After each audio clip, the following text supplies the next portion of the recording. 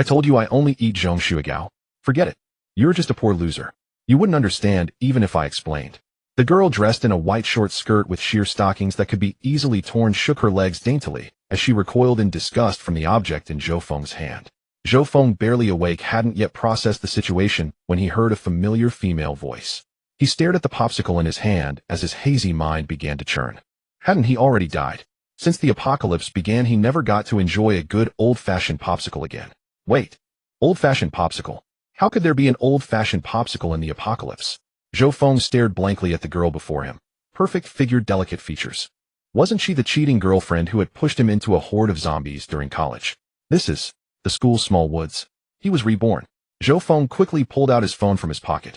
It was 11:00 a.m. on July 29th. Only 1 hour until the zombie outbreak. Recalling the events of his past life, Zhou Feng's gaze toward Lin Xiao flickered with murderous intent. In his previous life after the outbreak, he had protected Lin Xiao all along.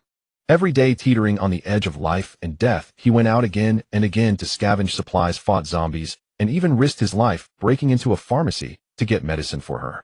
And thus he lost an arm. Who would have thought that after Lin Xiao recovered, she would disdain him as a cripple and immediately latch onto his former wealthy roommate, Gu Chenxiao.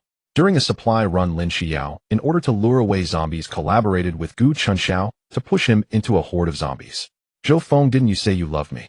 Anyway, you're already crippled. Just help me one last time. Only by luring away the zombies can I survive. If you hadn't been injured saving Lin Xiao, we might not have been able to do anything to you. But who told you to be so pathetic? Gu Chenxiao held Lin Zio's slender waist, twisting the knife. Now I don't mind letting you know, Lin Xiao and I have been together since college. She never let you touch her, did she? If I weren't fond of excitement, you would never have come close to a woman like Lin Xiao in your entire life. Recalling the words Lin Xiao and Gu Chenxiao had said to him before his death, Zhou Feng's eyes blazed with even more killing intent. Ding dong. At that moment, Lin Zio's phone suddenly chimed with a message notification. She glanced at it and said dismissively to Zhou Feng, I have things to do, I'll leave first. The air conditioner in the infirmary is broken, come help me cool down. Zhou Feng's voice rang out at the same time. Lin Zio's eyes widened in disbelief because every word Zhou Feng spoke matched exactly the message Gu Chenxiao had just sent. She lowered her voice, afraid to disturb the several couples nearby. You? How do you know? Of course, Zhou Feng sneered.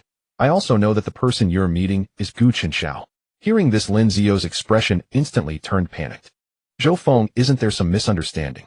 She immediately grabbed Zhou Feng's arm and rubbed her most alluring part against him repeatedly. Zhou Feng wished he could kill Lin Xiao right now, but there were many people around and killing her would cause unnecessary trouble. He didn't want to be arrested by the police over this.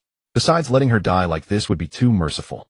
Since he had been granted a new life, he would make sure Lin Xiao and Gu Chenxiao taste a fate worse than death. Zhou Feng shook her off in disgust and shouted, get lost.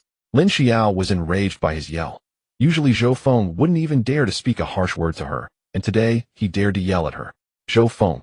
She pointed at his nose and cursed. Who do you think you are to yell at me? Apologize immediately. Zhou Feng frowned, his expression displeased, and slapped her across the face. Slap. The crisp sound echoed through the woods. Lin Xiao covered her face in disbelief, her eyes gradually reddening. You dare to hit me? Zhou Feng couldn't be bothered to argue with her any longer. He had to quickly prepare supplies and weapons and find a safe place to survive the zombie outbreak. Lin Xiao held her burning cheek, glaring viciously at Zhou Feng's retreating back, then ran away, crying under the gaze of onlookers. Leaving the woods, Zhou Feng headed straight for the school convenience store. The store was next to the cafeteria, only a few dozen meters from the boys' dormitory. Zhou Feng's gaze swept across the convenience store. He grabbed the largest backpack and headed for the snack section. 6 packs of instant noodles, 30 packs of compressed biscuits, 2 bags of sausages, 4 cans of dried meat. Out of the corner of his eye, he spotted some marinated eggs and grabbed a handful as well. After getting food, Zhou Feng went to the beverage section and took 12 bottles of water. At the checkout, under the store owner's teasing gaze, he stuffed 2 small bottles of high-proof liquor into his bag. This liquor was cleverly disguised. The store specially stocked it to sell secretly to students. He had tried it once before. The taste was indescribable. But now, with the zombie outbreak imminent, these 2 bottles would prove very useful. Leaving the store, Zhou Feng turned and headed to the cafeteria. At this time, there weren't many people in the dining hall. It was the safest place besides the teaching building. Most importantly, there was food and weapons here. Zhou Feng approached a counter and called out, "Anti-ID, like 1 spicy chicken pot to go. Uncle, pack me 5 lunch boxes. Wrap them tight so nothing spills." Sure thing. During the apocalypse, he had often longed for Auntie Zhou's spicy chicken pot, Now, he could finally eat it. The cafeteria meals were all pre-cooked. In less than 20 minutes, the spicy chicken pot he had been craving was finally packed. Gazing at the bag, Zhou Feng couldn't help but swallow. But just as he turned around, 4 or 5 people suddenly appeared before him. Gu Chunxiao stood in front of Zhou Feng with a grim expression, followed by several aggressive underlings. He reached out and violently knocked the packed food from Zhou Feng's hand. Bang! Crash! The spicy chicken pot hit the ground, splattering soup mixed with bread pieces and chicken legs all over. Zhou Feng wished he could kill Lin Xiao right now. But there were many people around, and killing her would cause unnecessary trouble. He didn't want to be arrested. He stepped forward one step at a time. Gu Chunxiao was intimidated by Zhou Feng's oppressive aura and retreated 2 paces, but quickly recovered and let out a cold laugh. It's just a spicy chicken pot. I know you're poor. How about this'll introduce you to a job? He leaned close to Zhou Feng's ear and whispered, they'll give you 10,000, you can keep dating her. You know I love the thrill of stealing someone's girl. Zhou Feng's face turned icy. At that moment his gaze shifted past Gu Chunxiao to a small commotion in the distance. Zombie transformation. Seeing this, Zhou Feng quickly grabbed a pot of hot soup from the counter and splashed it onto Gu Chunxiao. Sizzle. The sudden attack startled everyone. Gu Chunxiao writhed in agony, his piercing screams immediately drawing the attention of some people. Then Zhou Feng grabbed an iron stool from under a table and smashed it down on Gu Chunxiao again and again. Bang, bang, bang. Each blow carried the hatred of being pushed into the zombie horde in his past life. Crack. Gu Chunxiao screamed again as his leg bones snapped. He yelled hoarsely at his underlings, why aren't you helping? The onlookers were terrified by Zhou Feng's reckless ferocity. The underlings, despite their brawny appearance, were so intimidated that they didn't dare to step forward, cowering in fear. Damn, a fight broke out. What's happening? Should we call the counselor? Wait, there are people biting over there. Thud. One of the underlings surrounding Zhou Feng collapsed to the ground, his once rosy complexion turning ashen as his muscles twitched uncontrollably. What the hell is that? Gu Chunxiao, lying on the ground, also sensed something wrong. Watching the approaching zombies, he struggled to crawl backward. Out of the corner of his eye, he saw Zhou Feng escaping and shouted, don't leave. Save me. Damn. Zhou Feng threw away the deformed iron stool, vaulted over the counter with one hand, and jumped into the kitchen. Ding. Detected qualified individual. The Divine Shelter System is binding. Recognition successful. To build the safest base in the apocalypse and achieve the great rejuvenation of humanity, the system has gifted the host a talent package. Please unlock it as soon as possible. System. Zhou Feng's heart surged with excitement. Wasn't this the kind of scene that only happened in novels? But this was no time for elation. He had to find a safe place first. Just as he was about to leave, a terrified voice came from Gu Chunxiao, who was lying on the ground. Zhou Feng. They'll give you money. 1 million. No. 10 million. Please save me. Zhou Feng halted, turning his head. There, the usually arrogant, designer-clad Gu Chunxiao was now struggling forward like a stray dog, his pants soaked in a winding trail of wetness on the floor. Seeing Zhou Feng's gaze, Gu Chunxiao's eyes lit up with a glimmer of hope. Zhou Feng, we've been roommates for 3 years. Please save me. I don't want to die. I swear I'll never see Lin Xiao again. Zhou Feng ignored him, looking at him as if he were already dead. His gaze shifted behind Gu Chunxiao, where his underlings had turned into zombies. Roar, roar. A stench of decay surged from behind. Gu Chunxiao turned in terror, only to be met with a gaping, bloody maw. No. His agonized scream was abruptly cut short. A bloody hole was torn in Gu Chunxiao's neck by a zombie, crimson blood spurting out. His eyes bulged, fear and despair overwhelming him. Countless cold, sharp claws left bloody gashes across his body. He could clearly feel his flesh being torn, the excruciating pain preventing him from passing out, forcing him to endure the despair of being devoured piece by piece. Zhou Feng snorted coldly, quickly slipping into the kitchen and closing the small iron door. Roar, roar. Inside, a zombie in an apron was drawn by the sound. Spotting a living person, it hurled aside the half-eaten pork in its hand and lunged at Zhou Feng with a roar. Zhou Feng's heart raced as he swiftly sidestepped. Eyeing the boning knife on the butcher block, Zhou Feng spun around and kicked the zombie's knee.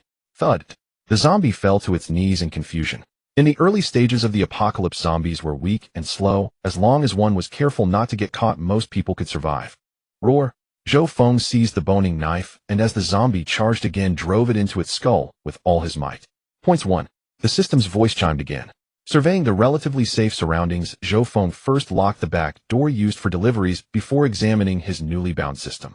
Does the host wish to unlock the talent? Unlock. Zhou Feng nodded, and in the next moment a massive gift package appeared in his mind. Bang! A dazzling burst of colorful light exploded from the package. Congratulations, host.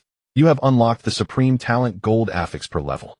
Gold Affix per level. Each time the shelter is upgraded, you may choose one of 3 random gold affix. Zhou Feng's eyes widened, his expression shifting from disbelief to ecstasy.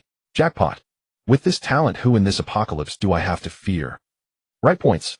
Zhou Feng recalled the points had earned from killing the zombie. What were they for? He opened the system's translucent panel. LV. 0. Personal shelter. Points 1 can be used for shelter upgrades, exchanging defense value points and lottery draws. Talent Gold Affix per level. Affixes none. Territory 1 SQM. Population 0. Shelter can hold a maximum of 1 person. Defense 1010 points. When attacked, a defense shield will activate. 1 SQM of shield costs 1 defense point. Lottery draws 0. 100 points for a green affix, draw 1 green. 99 blue 1. 1000 points for a blue affix, draw 1 blue. 99 purple 1. 10,000 points for a purple affix, draw 1 purple. 99 gold 1. A shelter upgrade condition 100 points, and take in 1 female resident meeting system standards. Please find a suitable location to place the shelter and upgrade it as soon as possible. Zhou Feng's face lit up. Did this mean he could withstand 10 direct zombie attacks without injury? And the affix draws could be a lifesaver before the shelter was set up. Just then chaotic footsteps sounded outside, followed by frantic knocking. Bang! Bang! Who's in there? Open up! Help! No time, break the door down. Urgent voices came from outside as the thin iron door rattled under the pounding. The sudden commotion made Zhou Feng frown. If they kept making noise, they'd attract more zombies. This flimsy iron door couldn't withstand prolonged zombie battering. Had just found a relatively safe spot. He didn't want to leave so soon. The first 3 hours of the outbreak were the most dangerous. He couldn't abandon this safe haven now. A high-pitched scream came from outside. A girl, her face streaked with tears, pounded on the door frantically. Help! Don't come closer. Open up. Clearly the zombies had followed them. Damn it! Zhou Feng cursed under his breath, quickly striding over to open the iron door. As the door swung open, 3 people rushed in frantically, slamming it shut behind them. 5 grotesque zombies collided against it, one after another. The 3 collapsed onto the floor, gasping for breath. The bespectacled boy had his glasses shattered, holding his sobbing, screaming girlfriend in his arms to comfort her. The last girl was stunningly beautiful, with long disheveled hair. Her shoulder strap had broken, so she clutched her nearly exposed chest tightly, her long snow-white legs peeking out from under her skirt. Detected female resident meeting system standards. Initiating detailed scan. Name Yang Ninger, age 21, appearance 90 points, figure 95 points, inner self full marks not yet refueled, total score 95 points, evaluation acceptable, resident, can upgrade shelter level. Zhou Feng merely glanced at the system panel, then quickly stepped forward to lock the door. He turned to the girl in the glasses-wearing boy's arms and snapped in displeasure. Shut up. If not for her, there might not have been so many zombies outside. What's your problem? The girl glared with red-rimmed eyes, her expression indignant. I'm scared, can't I cry? And why did you take so long to open the door? Zhou Feng ignored her accusation and turned to the glasses-wearing boy. This iron door won't hold off the zombies for long. Come help me move a shelf to block it. The glasses-wearing boy looked at the shaky kitchen door and nodded. Okay. The shelf in the kitchen was heavy. Zhou Feng couldn't move it alone. The two stood on either side of the shelf, feet apart, arms straining as they leaned back. The shelf groaned with a creak. Zhou Feng's arm muscles tensed instantly as he struggled to step backward. The shelf slowly left its spot, leaving a faint mark on the floor. Thud! A dull sound echoed as the shelf hit the ground. Zhou Feng looked at the iron door, now securely blocked, and finally let out a sigh of relief. He turned to the sink and picked up a whetstone. The knife had dulled from use. Hey, you nearly got us 3 killed. With the immediate danger gone, the girl persisted. Aren't you even going to apologize? Apologize? Zhou Feng let out a cold laugh, pausing his sharpening. That's rich. I just saved your lives. Instead of thanking me, you're blaming me, eh? The girl pointed a finger at Zhou Feng's nose, fuming. If you hadn't shut the door, we wouldn't have needed saving. Unless you apologize today, this isn't over. Zhou Feng admired the gleaming boning knife in his hand, giving it a gentle blow.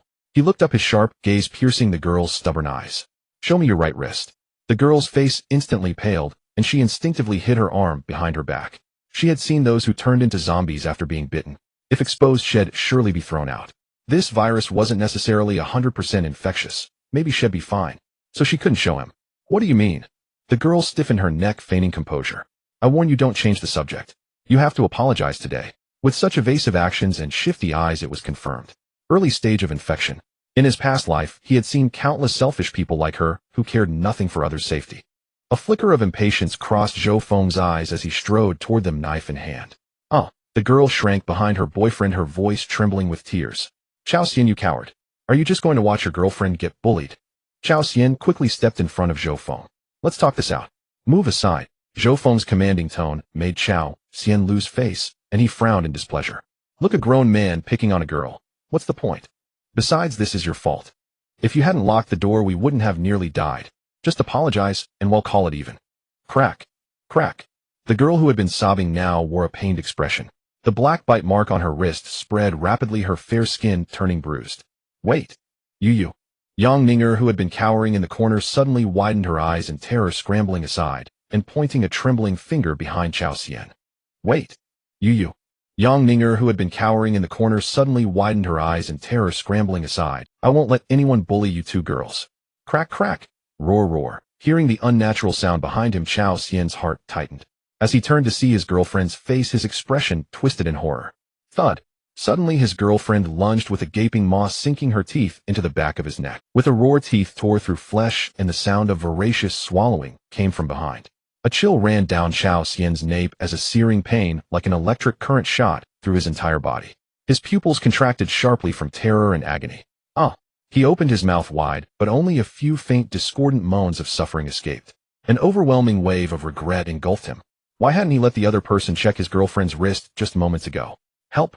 Chao Xian stretched out his hand toward Zhou Feng with difficulty. Blood gushed down his neck, quickly soaking his white shirt. Yang Ninger stepped back in fear, her voice trembling. She really turned into a zombie. What do we do? The iron door won't open now. Are we going to die here? Zhou Feng's voice was eerily calm. If you want to survive, we have to kill it.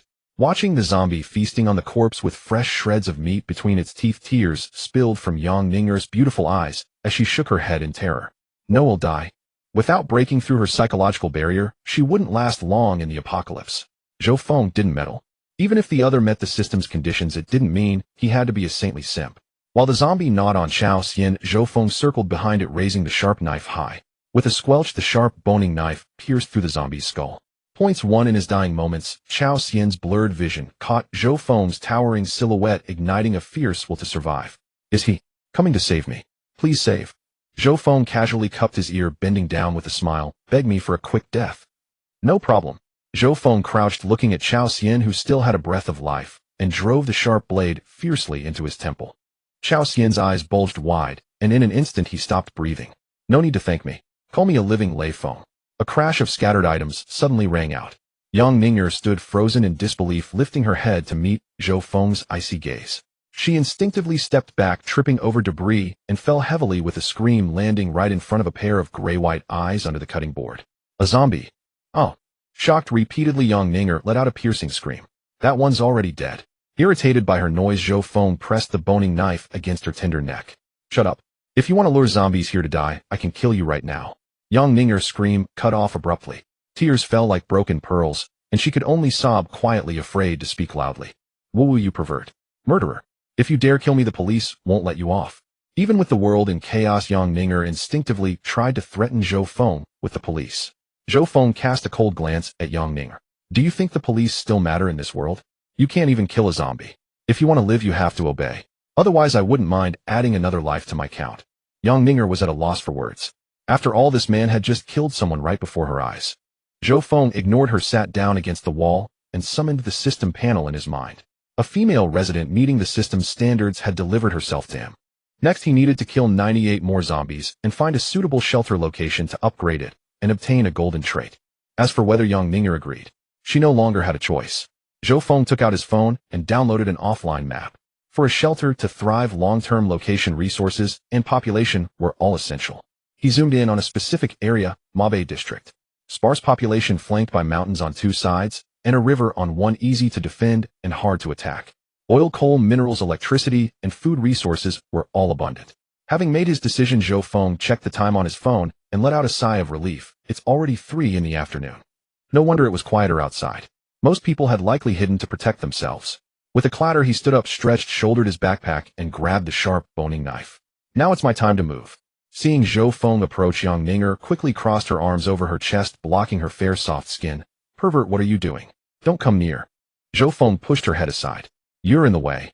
Yang Ninger stumbled, fury rising within her. Wasn't she the campus belle of Hua University, pursued by everyone? When had she ever been treated like this? Impotent weirdo. Sicko. Are you cursing me? Zhou Feng, heading for the back door, suddenly stopped, his voice sinister. He heard that. Yang Ninger panicked and shook her head repeatedly. No, you misheard. Eager to upgrade the shelter, Zhou Feng didn't want to bother with the beautiful but empty-headed girl. He carefully cracked open the back door.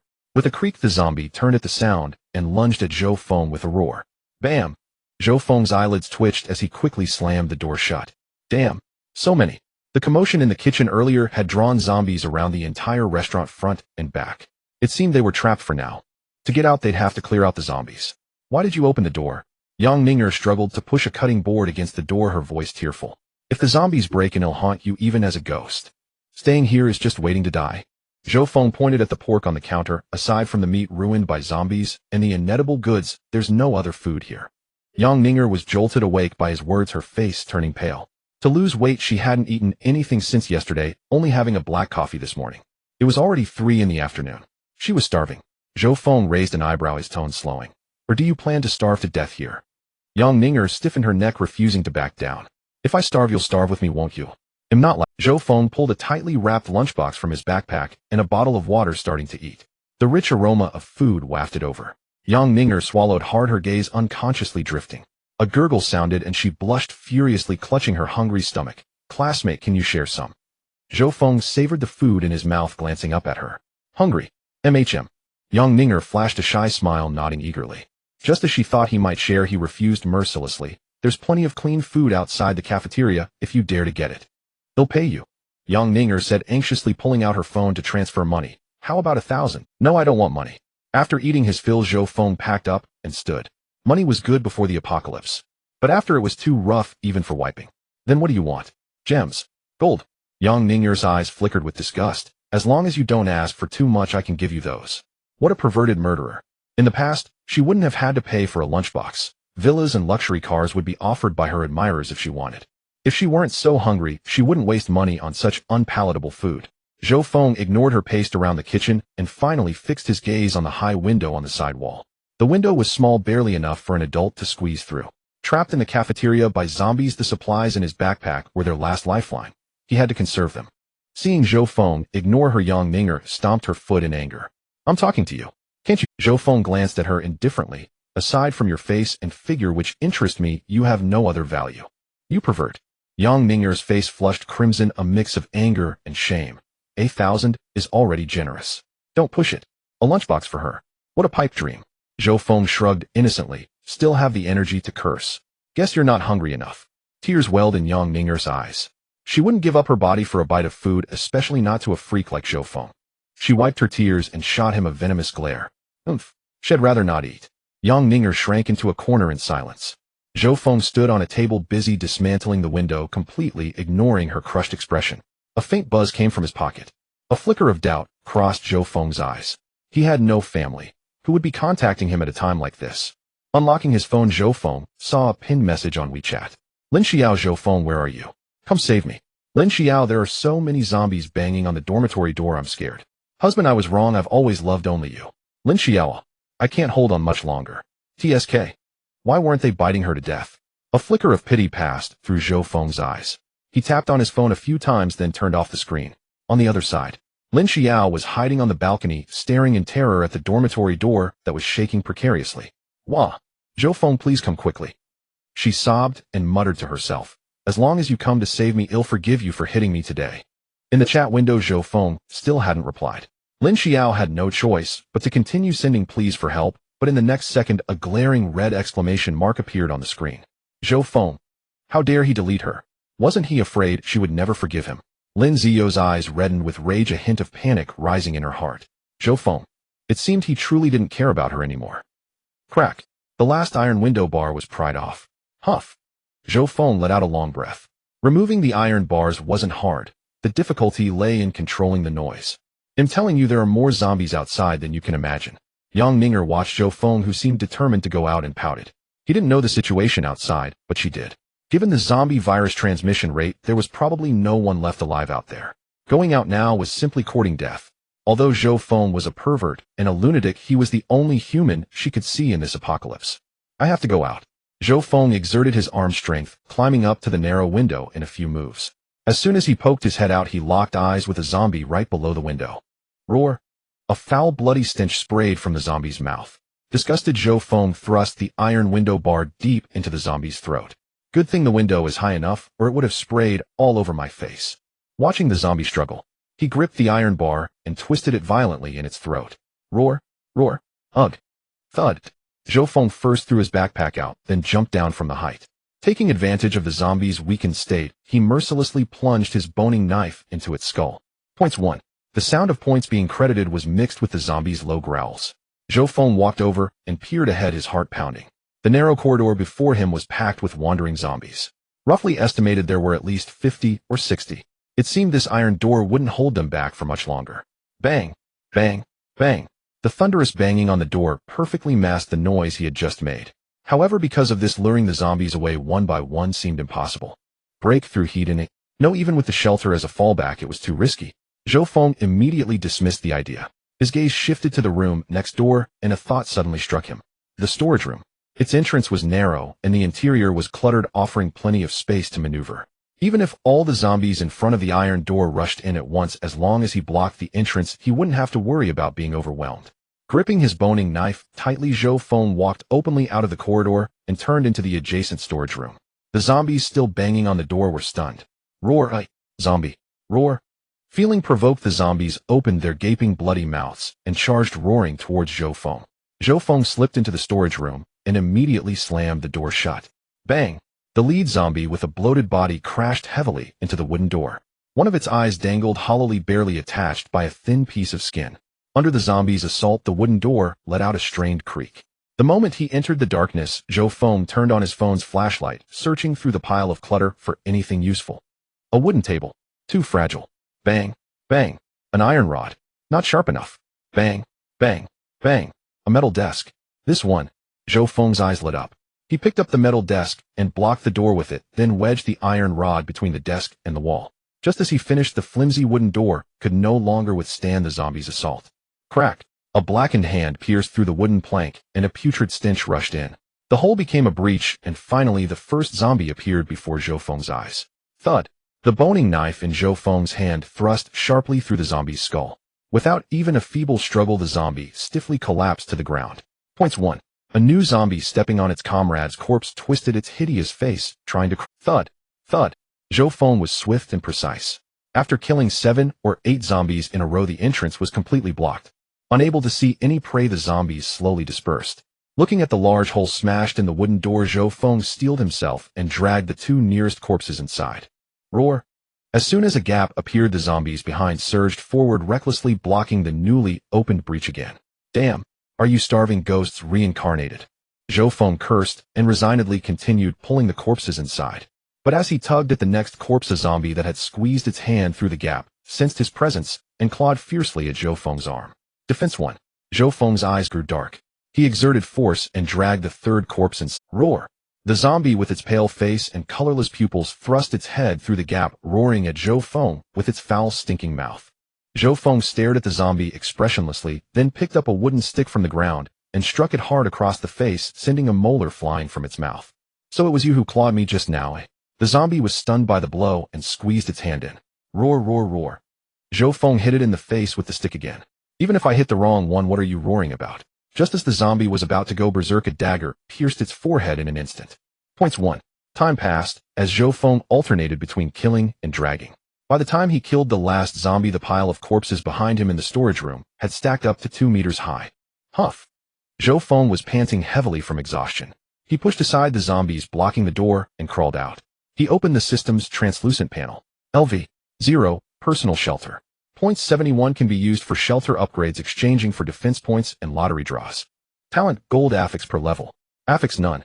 Territory 1. Population 1. LV0 shelter can accommodate up to 1 person. Defense 910 points. When attacked, a defense shield will be activated, costing 1 defense point per 1. Lottery draws 0. Still 9 defense points left. Seems like I don't need to add more for now. Zhou Feng looked at the point total and curled his lips slightly. Just need less than 30 more zombies to be able to draw the lottery. I wonder what good things are in the green affixes. The cafeteria counter was connected to the kitchen. He had already killed all the zombie uncles and aunties. But thoroughly clearing out the entire cafeteria should be enough to accumulate the points for the lottery. Zhou Feng moved towards the dining area, and gradually zombie figures appeared around him. The arrival of a human was like a drop of water into a boiling oil pan. Roar, roar, roar. The zombies instantly erupted into chaos. Their scattered bodies abruptly turned towards Zhou Feng, their movements stiff and urgent, the low growls from their throats carrying an uncontrollable hunger and craving. Bang! The zombie at the forefront viciously slammed into the serving window. The plastic partition shattered instantly. The low wall could not contain the zombie's craving for raw flesh. Zhou Feng watched warily as the tall zombie lunged at him with incredible speed, sidestepping while driving his blade into its temple. A dull thud rang out. The blade sank into the temple, splattering black foul blood. The zombie's movements ceased abruptly, the eerie gleam in its bulging murky eyes fading swiftly as its body crashed heavily to the ground, motionless. Yet as one zombie fell, more swarmed in. Zhou Feng wielded his boning knife amidst the relentless horde, flashes of steel felling zombie after zombie at his feet. Suddenly a zombie attacked from behind, its teeth still clinging to shreds of flesh, lunging for the back of Zhou Feng's neck. Roar! Zhou Feng instinctively swung his boning knife behind him to block, forgetting that this was not his usual. The zombie burrowed into Zhou Feng's neck and shoulder, gnashing fiercely, while its sharp claws raked across his waist, tearing a gash in his clothes to reveal a firm honey-toned torso. Zhou Feng, don't you think this is a bit too intimate? Defense 1. Zhou Feng shuddered in disgust, ramming his elbow backward, then swiftly lifting his knee as his thigh muscles coiled like a powerful spring launching out. Bang! With a whoosh of air, the zombie's massive form flew backward like a broken kite. Zhou Feng took a deep breath to steady himself, but was struck by the foul stench of the zombie on his neck. Ugh! He choked, his eyes reddening as he gritted his teeth and turned his gaze to the remaining zombies, his boning knife unleashing swifter, more brutal force. Points 1. Schlick. As the last zombie inside the cafeteria fell, Zhou Feng sheathed his blade, his eyes blazing as he stared at the system's translucent panel. Finally, enough points. Points 109 can be used for shelter upgrades, defense point exchanges, and lottery draws. Given the zombie virus transmission rate, there was probably no one left alive out there. Going out now was simply courting death. Although Zhou Feng was a pervert and a lunatic, he was the only human. The wheel was densely packed with names of various green attributes. He squinted, leaning in, and finally spotted a blue attribute the size of a pinprick in the most easily overlooked corner. A 1 chance for a blue attribute. More like 0. 1. Zhou Feng rubbed his eyes in disbelief, though he didn't expect to hit a blue attribute worth 1,000 points with just 100 points. So he merely grumbled a couple of times before promptly clicking the lottery. The next second, the wheel spun at breakneck speed. As the pointer came to a halt, a dazzling emerald light bloomed from the selected talent. Congratulations, host. You have drawn the green attribute attack range 3. Attack range 3. This attribute can be attached to any item, extending its attack range based on the item's form. Changing the attached item costs an additional 10 points. Zhou Feng had been fretting over the boning knife's short reach, which had allowed the zombie to close in. It seemed fortune had smiled upon him. Attach attack range 3 to the boning knife. As the words fell, a faint green light flickered across the knife. The surface remained largely unchanged save for a button that appeared on the handle. Zhou Feng tentatively pressed the button. With a click, the blade and handle separated instantly, connected only by a slender, hair-thin silver chain that gleamed with an eerie coldness in the dim light. Almost simultaneously, Zhou Feng snapped his wrist, and the detached blade shot toward a table 3 meters away like a black bolt of lightning. Schlick! The blade struck the table with pinpoint accuracy, the force causing it to tremble slightly. The moment the blade hit its target, the chain connecting the handle and blade seemed to come alive, rapidly tightening and retracting on its own. The chain whirred faintly as it cut through the air at speed nearly imperceptible to the naked eye. A flicker of astonishment rose in Zhou Feng's heart as he fixed his gaze on the seemingly ordinary boning knife in his hand. Truly a green attribute earned with 100 points was extraordinary in power. He cherished the knife as he tucked it away, his peripheral vision catching a certain serving window. His eyes lit up as he strode over. Great, I thought I'd never taste this braised chicken hot pot again. Seeing the still intact hot pot chicken on the counter, he turned on the gas and tossed the pre-prepared ingredients into the pot. Gurgle, gurgle. Soon the spicy broth in the copper pot began to bubble. Seizing the moment, Zhou Feng scoured the entire cafeteria for surviving food, stuffing it all into the fridge. Thankfully, the cafeteria still had power, or the food wouldn't last long. A savory, spicy aroma gradually filled the air. Zhou Feng swallowed hard. Though not as authentic as Aunt Zhou's, this flavor was one he had craved for an entire year in his past life. He turned off the heat and poured the steaming hot pot into a takeout box. He then grabbed his backpack and headed toward the back kitchen. Bang! Thud! Standing beneath the small window he had crawled through earlier, Zhou Feng held the hot pot in one hand while stacking corpses against the wall with the other. The clattering sounds outside left young Ninger uneasy. Zombies. Zhou Feng hadn't returned yet. If zombies crawled in through the upper window, she would be utterly trapped with no one to turn to. Suppressing her fear, Yang Ninger climbed onto a table to peer through the window. But as she looked up, a blood-smeared head suddenly appeared from within, startling her so much she stumbled backward and fell hard. Oh, a zombie. Zhou Feng frowned, climbing in swiftly from outside. Stop screaming, or you'll attract, even if there aren't any. Hearing the familiar voice, Yang Ninger's eyes flew open in disbelief as she stared at Zhou Feng. You're still alive. How is that possible? She knew all too well how many zombies were out there. How could anyone survive 100 of them? Zhou Feng ignored her pointless chatter, found a clean spot, sat down, and opened the hot pot. Steaming, fragrant aroma burst from the container. A flicker of shock crossed Yang Ninger's eyes. Braised chicken hot pot. Still hot. TCH, what dumb luck. She muttered under her breath, but couldn't help swallowing hard. Zhou Feng used the remaining half bottle of water to wash his face and hands. Not out of fussiness, but because he was far too filthy. Eating like that would either turn him into a zombie or land him with a severe illness. Yang Ninger, starving to the point of dizziness, could barely stand the aroma of the hot pot in the air. And Zhou Feng washing his face with clean mineral water. That was sheer extravagance. Growl. Yang Ninger clutched her stomach, her face pale, as she edged closer to Zhou Feng. Classmate Zhou, my legs are shaking from hunger. Please just give me a bite. Please, I can't take it anymore. I swear I'll pay you back someday. Zhou Feng remained unmoved by her pitiful act, instead tossing a gnawed bone away. Clatter, a chicken bone landed at Yang Ninger's feet. Under her incredulous gaze, Zhou Feng sneered, unwilling to pay anything for food. Then begged like a dog. You're too much. Yang Ninger's face twisted with humiliation. As the campus belle of L University, when had she ever been so insulted? But the tantalizing smell of food was unbearable. Gritting her teeth, she pulled down her skirt to reveal her long pale legs, and sat on Zhou Feng's lap, her misty eyes gazing at him with feigned allure. Is this enough for you? Zhou Feng placed his hand on Yang Ninger's waist, his fingers rubbing up and down. Is this all you've got? Yang Ninger's cheeks flushed, her heart inexplicably racing. She shot Zhou Feng a resentful glare before resignedly offering her rosy lips. As her soft lips pressed against his, Zhou Feng's eyes blazed with desire. He roughly grabbed the back of her neck, while his other hand crept toward her white dress. Stop. Yang Ninger gathered her clothes, her face crimson, as she pulled away from his embrace. Pervert.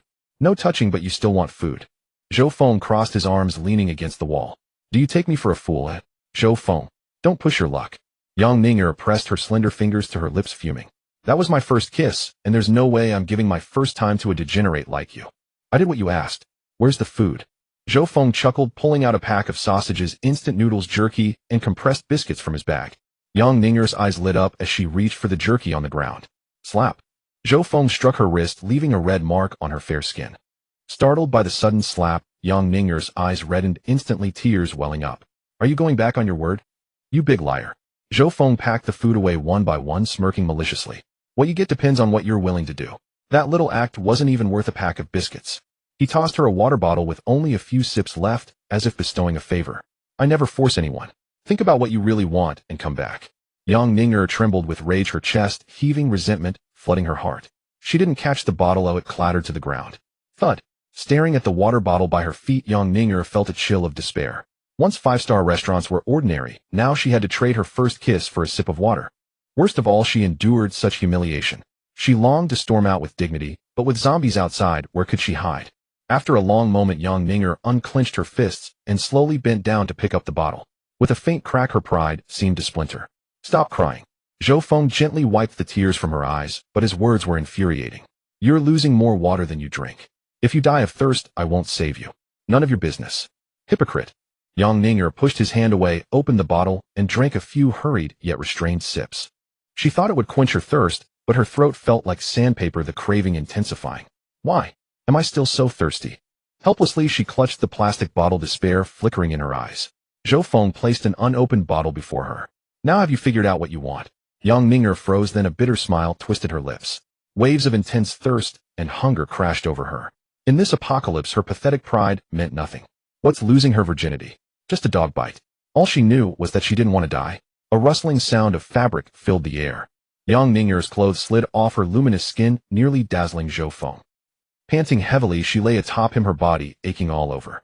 Are you a dog? She had nearly died beneath him today. Zhou Feng stroked her sweat-dampened hair with satisfaction, as if petting a cat. Still got the energy to complain. Not hungry. He set the instant noodles and water before her, patting her head. Eat up. Tomorrow I'll bring you a pot of spicy chicken. Young Ninger's eyes blazed with hunger. Ignoring her aches, she twisted open the bottle, gulped down water, and devoured the noodles without chewing. As the food hit her mouth, she nearly wept with a mix of grievance and satisfaction. A strange gratitude and attachment toward Zhou Feng stirred within her. Wait.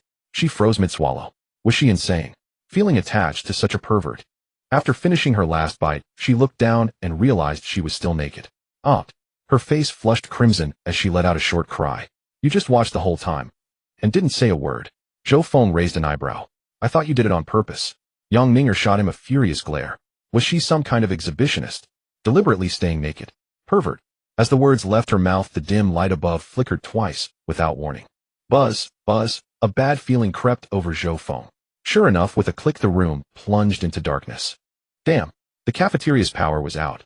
In the early days of the outbreak, there hadn't been a widespread blackout. This could only mean the outdoor wires were damaged. Zhou Feng frowned. They couldn't stay here long. The food in the fridge would rot in the summer heat. They had to leave soon.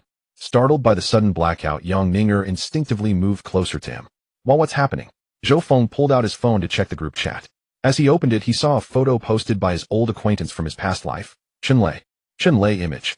JPG Chunlei, a bunch of cowards too scared to kill a single zombie. In the photo, a slain zombie lay on the ground, limbs twisted, brains spilling out, dark blood oozing with a nauseating stench. Two others in the picture were vomiting against the wall. A flicker of murderous intent crossed Zhou Feng's eyes. Almost forgot about you. In his past life, Chunlei hoarded a large stash of medicine, jacked up prices, swindled dozens of people out of their supplies, and then fled. Zhou Feng had to risk going to the pharmacy, costing him an arm. Lu Hao, holy shit.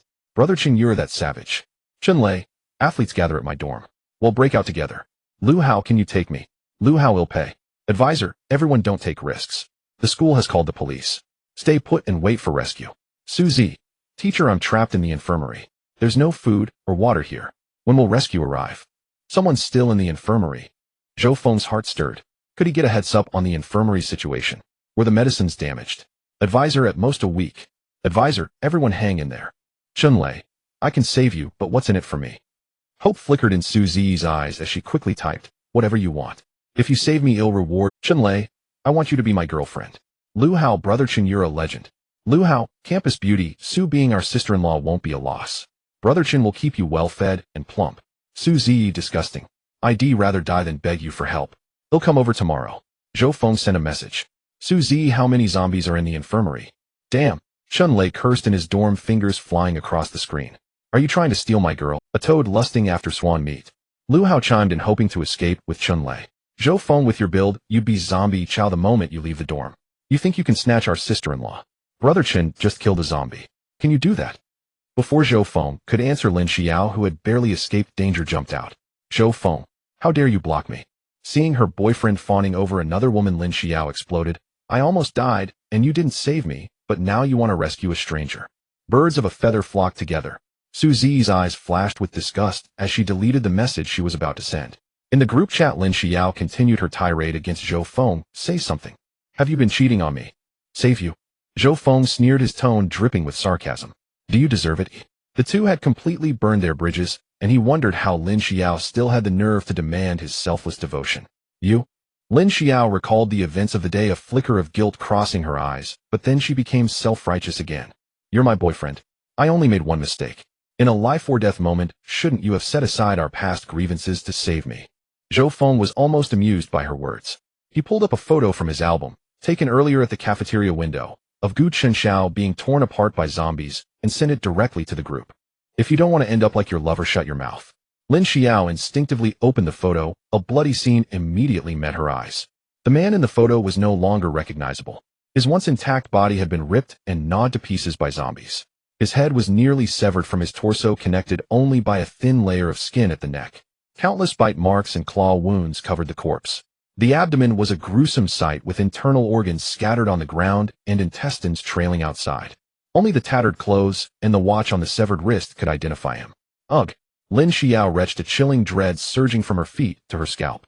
It really is Gu Chenxiao. Zhou Feng killed Gu Chenxiao. This thought flashed through Lin Zio's mind, and she shuddered. Would Zhou Feng kill her too? No, absolutely not. Zhou Feng killed Gu Chenxiao out of jealousy. He still loves me. Lin Xiao muttered to herself as if this belief could offer her some psychological comfort in the face of the photo. The group chat fell silent for a moment, stunned by the brutal photo. The next second, messages flooded in. Lu Hao, hahaha, Zhou Feng, you're a genius. Lu Hao, the apocalypse is full of corpses. Where did you find a random photo to scare everyone? Shunlei, if you want to act tough, at least kill a zombie first. Counselor, student Zhou Feng, don't send such frightening pictures in the group.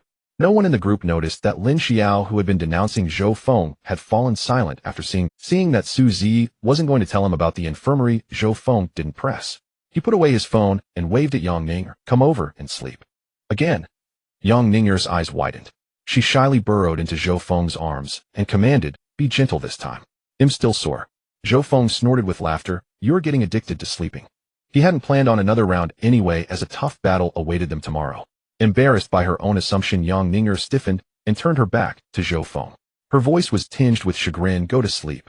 The night was deep, shutting out the chaos outside. At dawn, Zhou Feng opened his eyes to find the warm, soft form in his arms. In his sleep, his hand had unconsciously rested on a delicate, rounded softness. He squeezed and twisted, and Yang Ninger woke from his embrace with a soft cry. Woken in such a manner for the first time, she blushed, slapped his hand away, and rolled her eyes in annoyance. Pervert. What are you doing? Let's go. Get something to eat and prepare to leave. No. It's too dangerous. Hearing Zhou Feng's plan to leave, Yang Ninger was startled and quickly grabbed his arm. Didn't you look outside yesterday? It's full of zombies. I'm not asking for your opinion. Zhou Feng picked up a kitchen knife and handed it to her. The cafeteria lost power last night. If you don't want to starve here alone, come with me. Yang Ninger wanted to argue further, but she saw Zhou Feng's brow furrow in impatience. Fine. I understand. She agreed reluctantly, then rolled her eyes and tugged at his shirt, speaking coquettishly. But you have to find me food every day and take good care of me from now on. Huh. Zhou Feng laughed coldly, using the icy blade to pat Yang Ninger's fair cheek. I said your body could buy you food, but I hold the power of negotiation. In my presence, you'd better keep a low profile. The ambiguous atmosphere between them dissipated instantly. Yang Ninger was startled. Last night's intimacy had made her mistakenly see Zhou Feng as a lovesick admirer. She had almost forgotten how twisted this man was. Okay, I understand, she murmured, daring not to act recklessly around him again. Seeing her subdued, Zhou Feng pulled her onto a table by the wall. He lifted her by the buttocks with his warm hands. Climb out. Yang Ninger grabbed the narrow window and began to climb out. With her figure, getting out was easy, but what about getting down? Just as she worried about how to jump, a terrifying zombie head suddenly came into view. Yang Ninger's fair legs went weak. Her voice trembled with tears. Zhou Feng, there's a zombie. I've already killed these zombies. Be careful not to cut your skin when you go down, Zhou Feng said. Yang Ninger's eyes widened in disbelief as she realized the zombie before her was indeed dead. How is this possible? Swallowing hard, Yang Ninger crawled out of the window with trembling limbs, then carefully stepped down from the high wall on the soft corpses. As soon as she landed, the scene before her left her speechless, her red lips parted in shock. Bodies were piled up in the narrow corridor at the dark storeroom door. All over the back kitchen. No wonder Zhou Feng wasn't worried about the zombies outside. Pervert. Yang Ninger murmured, though this time the word was a rare compliment. Dazed, she watched Zhou Feng fiddle with the cafeteria counter before following him to the main door. Corpses everywhere along the way made her feel like she was still dreaming. Zhou Feng pressed his index finger to her red lips just as she was about to speak. Zhou Feng stared warily at the zombie face pressed against the cafeteria's glass window. Its dull gray pupils followed their every move. It seemed that if they made even a single sound, it would lead the horde of zombies behind it to break in. Yang Ninger panicked and looked at Zhou Feng. With so many zombies outside, how could the two of them possibly break out? She should never have listened to Zhou Feng's nonsense. This is the end. Zhou Feng's head also ached. The cafeteria had large windows for lighting, making it virtually impossible to escape unnoticed. If it were just him, there would be no problem, but he was stuck with a burden. Abandon Yang Ninger. No, that wouldn't do. After all, she was a female resident who met the system's criteria. If Yang Ninger died, where would he find another female resident to upgrade the shelter? Sigh. Zhou Feng sighed and took out his phone. It seemed this was the only way. Roar.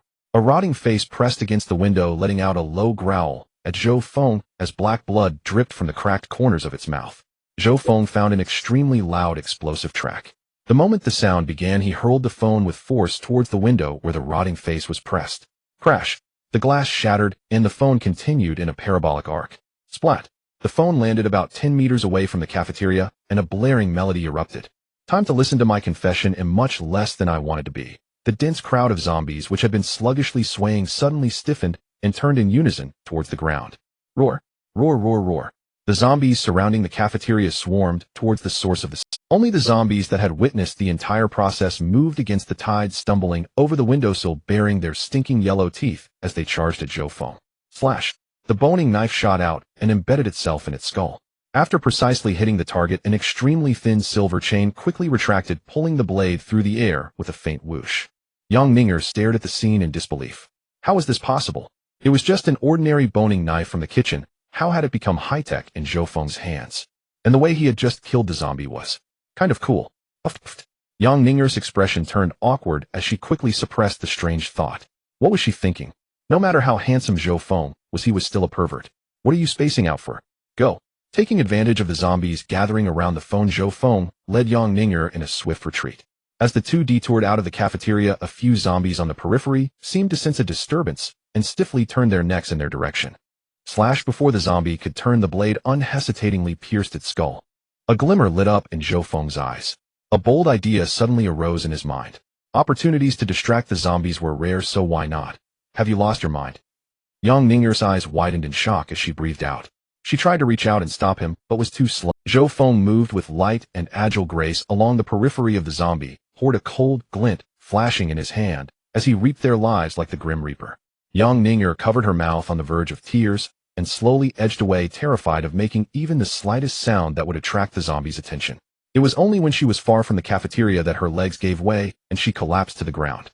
He really has a death wish, she murmured softly, gazing at Zhou Feng's back. Her prejudice against him seemed to shift slightly. Slash! Zhou Feng gripped the handle with both hands and pressed down hard. The sound of a skull cracking rang out as thick, foul-smelling black blood splattered directly onto the corner of his eye. Without bothering to wipe the blood from his face, he spun around and hurled the boning knife at another zombie. Lock me in and hold. Crackle. Crackle crunch. The blaring music abruptly stopped. Zhou Feng raised an eyebrow, quickly retreated, grabbed Yang Ninger, and ran towards the infirmary. His escape movements were so practiced they seemed honed from countless battles in the zombie horde. At the entrance of the infirmary, a blood-curdling scream rang out. A boy desperately elbowing the zombie that was biting his stomach screamed in terror to Chen Lei for help. Ah, brother Chen, save me. Shut up. Chen Lei raised a baseball bat and brought it down on the zombie with force, his voice laced with impatience. If you attract the zombies from the dormitory building, I'll kill you myself. Roar. Gulp. No, it's biting me. On my stomach. The boy trembled violently, clutching his bloody abdomen as his slippery intestines spilled onto the ground. The excruciating pain drove him into a frenzy of screams. The gruesome scene made everyone's eyes widen in shock. At the same time, over a dozen zombies from nearby, having heard the commotion, charged madly in their direction. Damn it! Chen Lei's face turned pale instantly. Hide first. The zombie horde is coming. He shoved everyone aside without a second thought and dove into the infirmary. The others snapped out of it and scrambled to squeeze in after him. Brother Chen, save me, save me. The boy struggled, pleading for help, too weak to even push the zombie off him. Though the others looked distressed, none of them spoke up to demand a rescue. Chen Lei, as if he hadn't seen a thing, clicked the infirmary door shut. Chen Lei, you tricked me. The boy stared in despair at the closed door, his voice dripping with blood and tears. He won't save me today, and he won't save any of you in the future. Brother Chen. Lin Xiao, her eyes brimming with tears, burrowed into Chen Lei's embrace. In the apocalypse, she had no means of self-preservation except to rely on the strong. You promised you'd always protect me, right? Chen Lei looked at the silent group, a hint of menace flashing in his eyes. Don't say I didn't warn you. Anyone bitten by a zombie is 100% infected. What? Do you want to play the Good Samaritan and let him in? Lu Hao shook his head frantically. No, right? He only has himself to blame for being careless. Exactly. He was doomed anyway. It's not our fault for not saving him.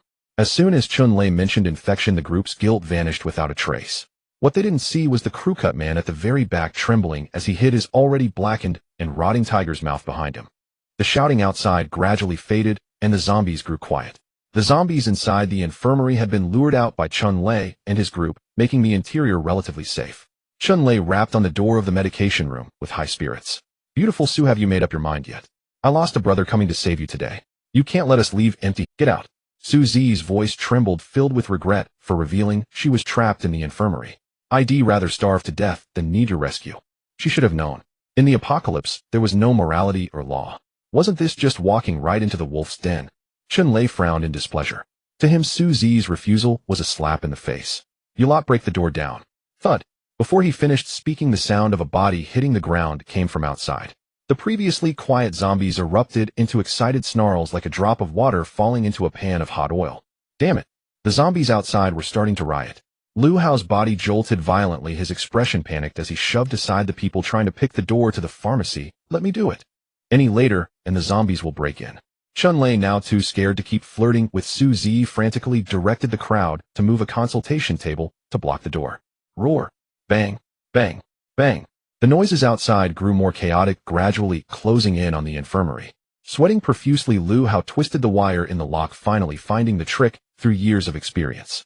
He gently lifted the wire. Click. Creak. As the lock was picked, the infirmary door was also twisted open from the outside. Everyone, staring at the two blood-drenched figures silhouetted against the light at the doorway, everyone's eyes widened in disbelief. Wait, what? Could zombies open doors now? As they pondered how to escape, Lin Zio's sharp voice suddenly rang out as she stormed out from behind Chun Lei. Zhou Feng, how dare you actually come here? As she stepped closer, Lin Xiao saw Yang Ninger beside Zhou Feng. A flash of white light struck her mind, her eyes blazing and face reddening. Is it because of this slut that you didn't come to save me? Zhou Feng gestured for Yang Ninger behind him to close the infirmary door. Lin Xiao, what a coincidence. Zhou Feng chuckled lightly at the woman before him, intense hatred churning deep in his eyes. He had been worrying about not finding Lin Xiao in this apocalypse. Unexpectedly, she had delivered herself to him. You really aren't afraid of death. Chun Lei, asserting dominance, wrapped his arm around Lin Zio's slender waist and cast a contemptuous glance at Zhou Feng, daring to come out in such danger. You must be letting your lust cloud your judgment of your own strength. Zhou Feng had closed the infirmary door upon entering, so Chun Lei hadn't seen the carnage of zombies piled up behind him. Even if he had, he wouldn't believe Zhou Feng could single-handedly kill over a dozen zombies. Su Zi, her eyes filled with hope, gripped the doorframe and peered through the crowd. Could she finally be? But when her gaze passed Chun Lei's group and landed on Zhou Feng's figure across from them, the faint smile on her face vanished, replaced by a flicker of disgust in her eyes. Especially after hearing Chun Lei's sarcastic words, Su Zi clenched her teeth and cursed under her breath. Disgusting. She had thought the newcomer could save her, but they were all birds of a feather. Lin Xiao was now filled with venomous hatred for Zhou Feng. He had been indifferent to her pleas for help, yet now he risked danger to save another woman. She had only committed a mistake that all women in the world might make, yet Zhou Feng was so heartless. Then don't blame her.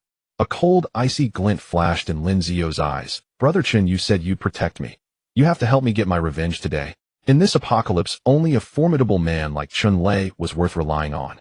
Brother Chen, how about we teach this ungrateful brat a lesson? Kid, these two women are my Brother Chen's picks. You'd better not get any funny ideas.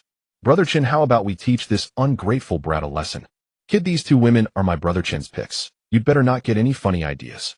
Though they were timid in the face of zombie monsters against Zhou Feng, they were more than enough. Lin Xiao raised her chin and looked arrogantly at Zhou Feng. If you kneel down and kowtow to me in apology, and find me a few pounds of food and water, I might consider letting you off. But getting back together is out of the question. My boyfriend now is Chun Lei.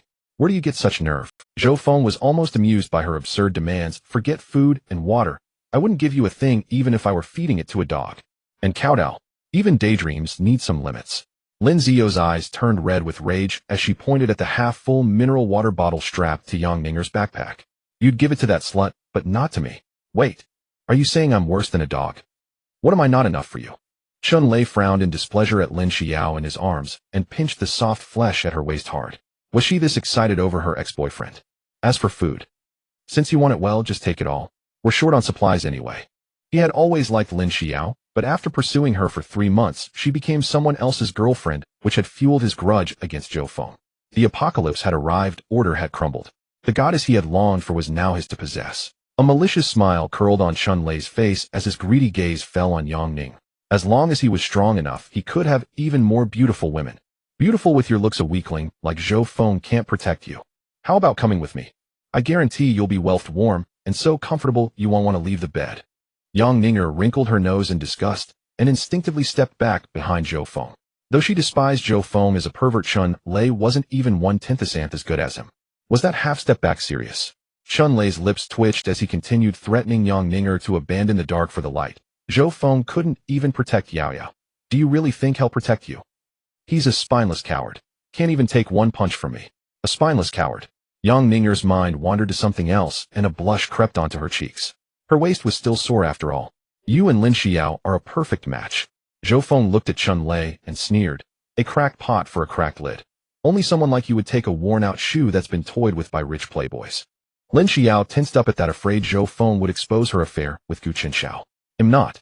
She threw herself tearfully into Chun Lei's arms. She had hidden this well, and Chun Lei still believed her first time had been with Zhou Feng. Chun Lei said nothing, but a flicker of doubt crossed his eyes. Could a few months of dating really cause TCH? Zhou Feng scoffed lightly, pushed Chun Lei aside, and led Yang Ninger into the pharmacy, packed the common medicines, fill the backpack I gave you to the brim. As soon as he finished speaking, the system's voice suddenly rang out. Detected a female resident, meeting system standards. Beginning detailed scan. Name Suzy. Age 22. Appearance 94 points. Figure 96 points. Inner qualities full marks unfueled. Total score 95 points. Evaluation eligible for shelter residents. Can upgrade shelter level. Zhou Feng followed the system's prompt and looked over. The girl was wearing a sleeveless top and shorts her voluptuous figure barely contained. Under Zhou Feng's gaze, she nervously brushed a strand of hair behind her ear, her eyes watching him warily. Suzy's melodious voice carried a chilling tone. What are you trying to do? Zhou Feng's gaze fell on Suzy's face. As far as he knew, her stubborn and uncompromising nature made it unsuitable to treat her the same way he had disciplined Yang Ninger. Given enough time, he might have been able to tame her into obedience, but time was pressing now, and he needed to think of another approach. Suzy felt a shiver run down her spine under Zhou Feng's intense stare. What was he looking at? She took a fearful, hesitant step back, forcing a fierce glare at Zhou Feng. What are you looking at? Zhou Feng, you really have some nerve. Chun Lei pushed away Lin Xianyao, who was rubbing against him, and stood behind Zhou Feng with a dark expression. Not only had Zhou Feng sown discord, but he had also set his sights on the woman Chun Lei desired. Get him. He stared at Zhou Feng with a sinister look and commanded in a deep voice, make him taste the consequences of angering me. You got it. Charge, brothers. Beat him so badly his own parents won't recognize him. I've been itching to take him down. With a build like yours, you think you can compete with Brother Chen for a woman? What a joke. 4 or 5 burly men cracked their knuckles and circled Zhou Feng, leering with cruel smiles. Just as they were about to strike, the crew-cut man at the back suddenly opened his gaping maw and lunged at the nearest comrade. Oh! A blood-curdling scream echoed through the medical room. A zombie. There's a zombie. Brother Chen, save me. Run. Why are there still zombies here? In an instant, the medical room erupted like oil hitting a blazing fire. 2 people caught off guard were swiftly bitten and infected by the zombie. Close the door. Suzy's delicate face was filled with panic. She tried to rush forward and shut the door, but the zombie was already at the entrance of the pharmacy. Yang Ninger was also startled by the sudden appearance of the zombie and instinctively sought Zhou Feng's protection. Then she saw him standing at the door, kicking a survivor who tried to get in. Her mouth twitched as she quickened her pace in packing the medicine. Better hurry up and collect the supplies. What if this pervert docks her rations for not finishing her task? Zhou Feng watched the survivors struggling amidst the zombies with an indifferent expression, his voice icy. Becoming a zombie is your only value. Lu Hao, who had already entered, saw this scene and immediately and obsequiously handed over the lock he had just pried open. He gave a flattering smile. Brother Zhou, hurry up and lock the door. You kicked him, so you can't kick me now, right? Zhou Feng was momentarily taken aback by Lu Hao's utter lack of backbone. He silently took the lock from Lu Hao's hand and, to the latter's disbelief, tossed him out. No, bro, don't close the door. Seeing the door about to shut, Chun Lei pleaded, desperately dragging Lin Xianyao as they ran toward the pharmacy. As long as he could survive, what did it matter if he had to kneel and beg Zhou Feng? Zhou Feng paused his motion to close the door, calculating their speed. 4, 3, 2. Swish. He raised the boning knife in his hand and hurled it fiercely into Chun Lei's thigh, then yanked it outward. Blood spurted out like urine. Chun Lei let out a shrill cry of agony as the pain in his leg caused him to collapse. Lin Xianyao was also thrown off balance by the inertia. She scrambled to her feet in a panic, abandoning Chun Lei on the ground as she dashed toward the pharmacy. No, don't close the door. Her once cloying voice turned hoarse. Seeing no sign of Zhou Feng stopping, she quickly shouted an apology. Darling, I know I was wrong. I really know I was wrong. Please save me. I love you, I truly love you. Hearing this, Zhou Feng paused in closing the door. As Lin Xianyou's eyes lit up with hope, he said expressionlessly, I'm going to throw up. Bang! Lin Xianyao stood frozen in place, regret surging within her like a dark tide ready to drown her. Chun Lei crawled on the ground to dodge the zombies, clutching his bleeding leg and cursing through gritted teeth. You bitch. Why aren't you helping me hide? Do you want to die? Outside the door, the sounds of humans gradually faded.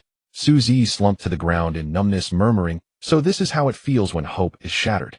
She had once thought that starving to death was better than being coerced, but now resentment festered in her heart. Resentment that these people had come here given her hope only to have it crushed. Yang Ninger shot Zhou Feng a strange look. What was going on? With his strength, it would be easy for him to take her out, yet he had deliberately locked the three of them together. Was he plotting some shady scheme? Yang Ninger rolled her lively eyes and stole a glance at Su Zi, convinced she had figured out Zhou Feng's intentions. What a pervert. She cursed Zhou Feng inwardly, then pulled out half a bottle of mineral water and took slow sips. She had only eaten a few dry flatbreads in the morning and was already parched. Gulp, gulp. Su Zi's attention was drawn to the sound. She licked her lips as she watched Yang Ninger's moist, rosy lips. Hunger could be endured, but without water a person couldn't last long. Even Yang Ninger oblivious, as she was felt the piercing gaze. Cough. Ahem. She choked on the water and coughed a couple of times, then quickly screwed the cap back on and put the bottle away. This was something she had earned with her body. No one was going to get their hands on it. Su Zi awkwardly averted her gaze and turned to the classmate she had known for years. Zhou Feng, can I buy some food from you? Her eyes were clear and steady as she looked at Zhou Feng, her tone resolute. Even though money's purchasing power has dropped, now the government will soon bring this strange epidemic under control. If she could buy enough food and water to last 7 days, she would gladly give up all her possessions. Not for sale. Zhou Feng refused bluntly. In his past life, he had struggled through the apocalypse for an entire year. If you want food and drink, you'll need to trade with something else that interests me. Pervert. Lecher. Impotent. Yang Ninger curled her lip in disdain. Wasn't she enough for him? With so many women, wasn't he afraid of wearing himself out? Su Zi immediately caught on to the implied condition. Her face darkened as she watched Zhou Feng pull out a takeout container, and she turned her head coldly, ready to refuse. This is the spicy chicken hot pot I promised you last night. Take it. Yang Ninger looked up at Zhou Feng in dazed surprise, pointing at herself. Huh, this is for me, eh? Of course. Who else would it be for? Zhou Feng shook the neatly packed hot pot. Want it? Yes. Yang Ninger reached out, touched to take the hot pot, when Zhou Feng suddenly spoke. Ready to tell me what you'll trade for it? Off. Yang Ninger looked up in shock, meeting Zhou Feng's teasing gaze. What else was there to figure out? That rascal Zhou Feng was deliberately making a fool of her. You? Yang Ninger was instantly furious, so enraged, she wanted to tear Zhou Feng's foul mouth apart, but seeing the braised chicken in his hands, she had to suppress her anger resentfully. Seeing Yang Ninger's expression of silent fury, Zhou Feng burst into laughter.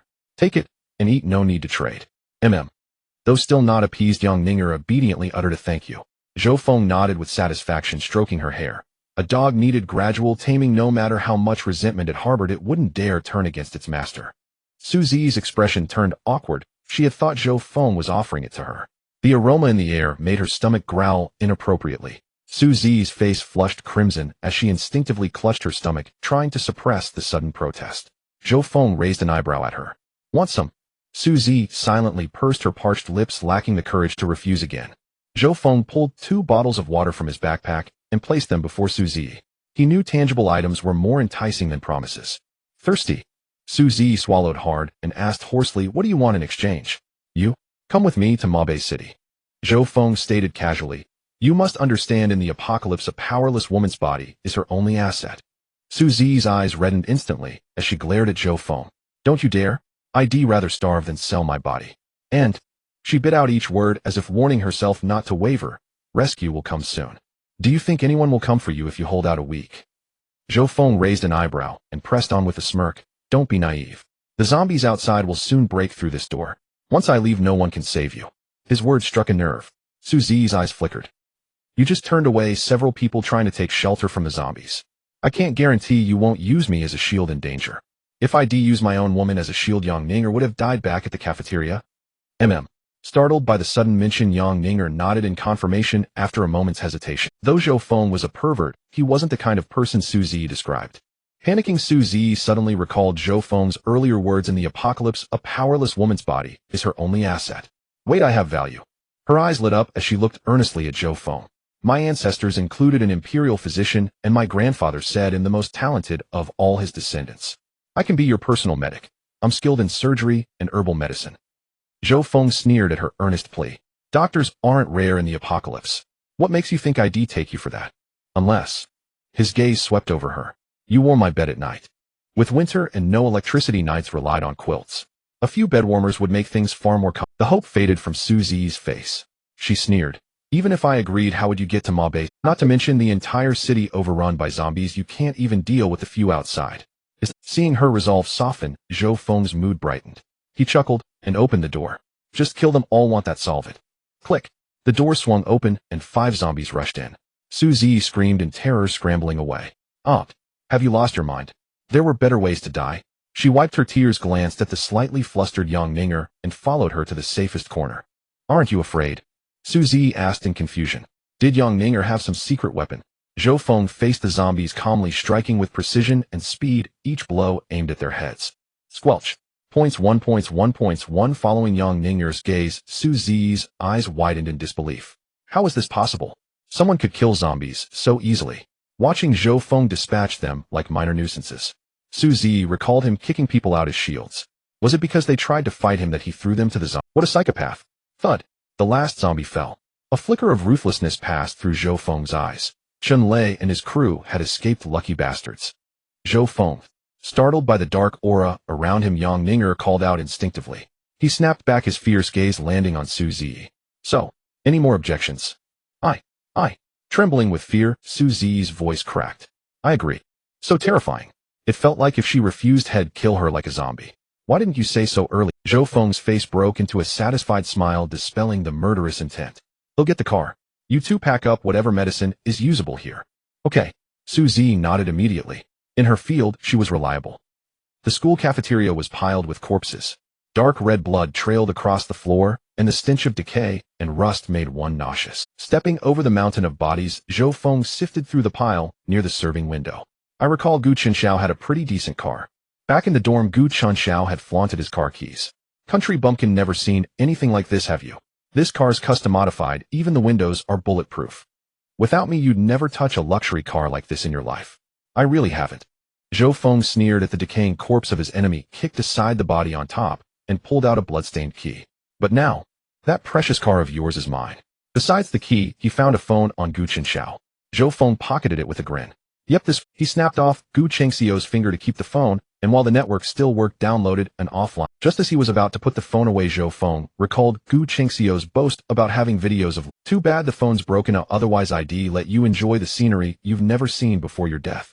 Tisk, so fair and juicy. Creak. Zhou Feng's grip on the phone tightened as he sneered, exited the map, and opened the gallery. The first thing he saw was pale skin. He hadn't expected them to be so wild. Duos, trios, even group acts. He tapped a video, and Lin Zio's face filled the screen, servicing Gu Chenxiao eagerly. In the corner of the video, there was even a third woman with a familiar bust. Zhou Feng darkened the screen with a grim expression, now glad Lin Xiao had escaped the zombie horde alive. Starving daily, living in fear and disgrace, eventually digging out your own rotting flesh to eat. Lin Xiao, that's the fate you deserve.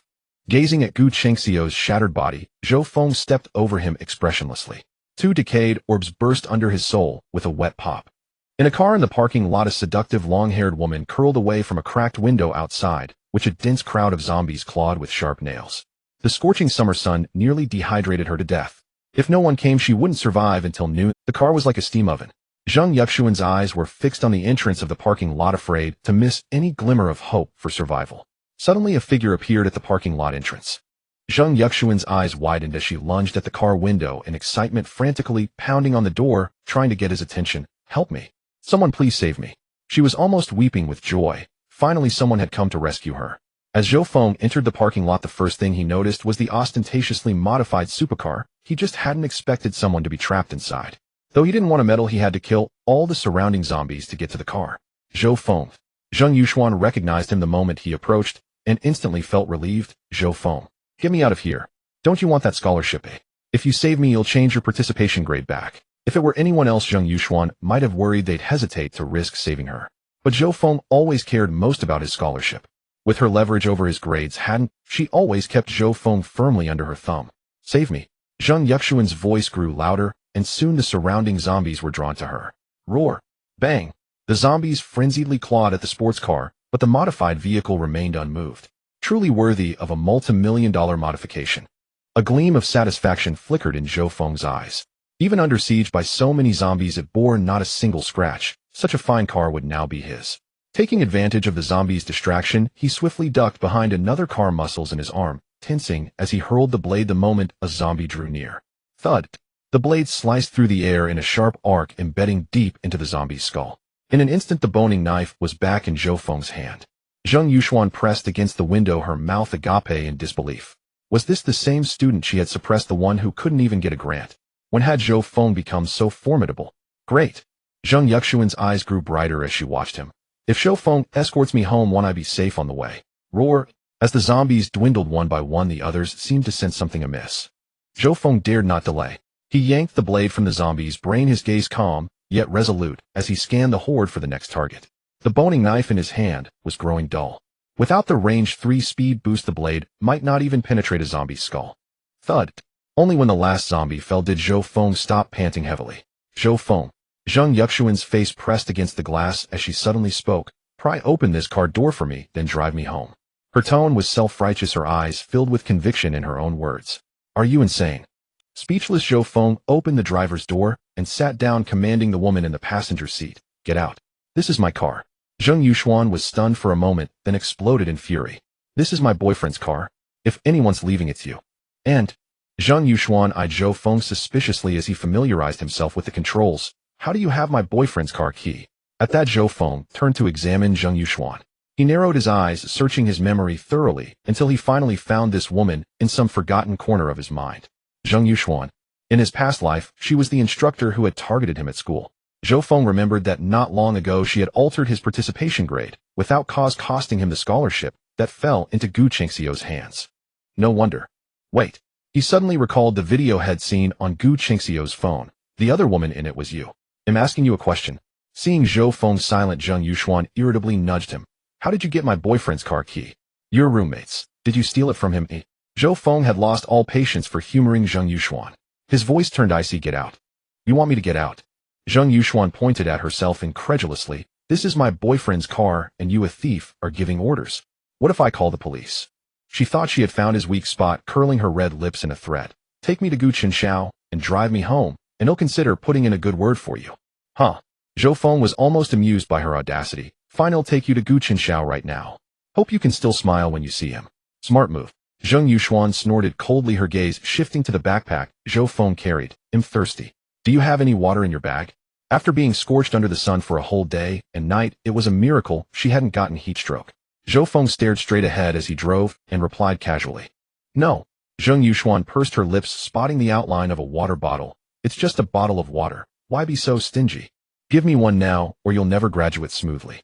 Zhou Feng. Did she really think that could threaten? Zheng Yuxuan snorted and reached for Zhou Feng's backpack. If I find it, you're failing this. Driving with one hand, Zhou Feng swiftly grabbed the boning knife and stabbed it into Zheng Yuxuan's hand. Thud. The vein was severed and blood spurted out like a fountain. Zheng Yuxuan felt a sharp pain in her hand, then warm blood splattered across her face. Instantly, a piercing shriek almost shattered the zombie's eardrums. You're insane. Zheng Yuxuan screamed, pressing her hand as she glared at Zhou Feng, cursing wildly. You dare hurt me. They'll have you locked up. Zhou Feng glanced at the rearview mirror. The woman's screams mixed with the roar of the sports car, drawing over a dozen zombies trailing behind.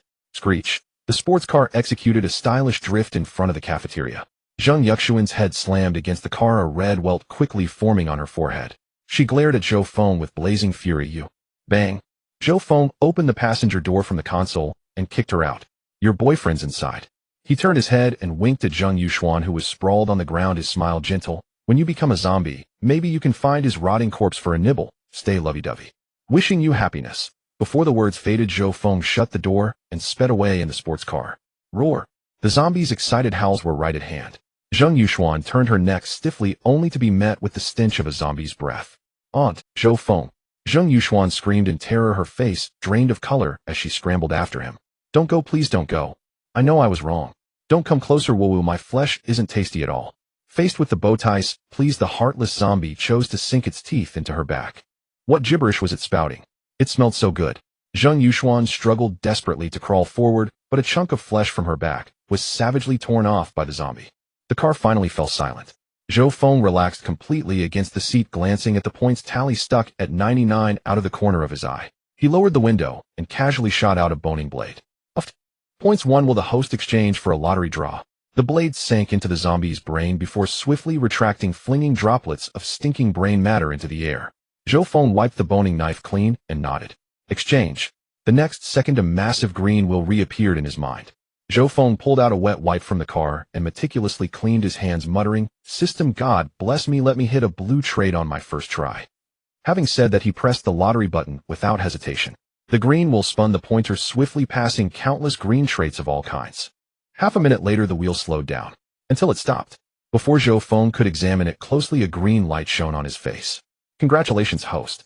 You have drawn the green trait damage reduction 70, damage reduction 70, exclusive to the host, reduces physical damage to the body. Costs 100 points to upgrade to a blue trait. He hadn't expected to draw something this good. Although it wasn't a blue trait, just the name damage reduction 70 indicated how powerful this green trait was. A smile uncontrollably spread across Zhou Feng's lips as he quickly applied the trait to himself.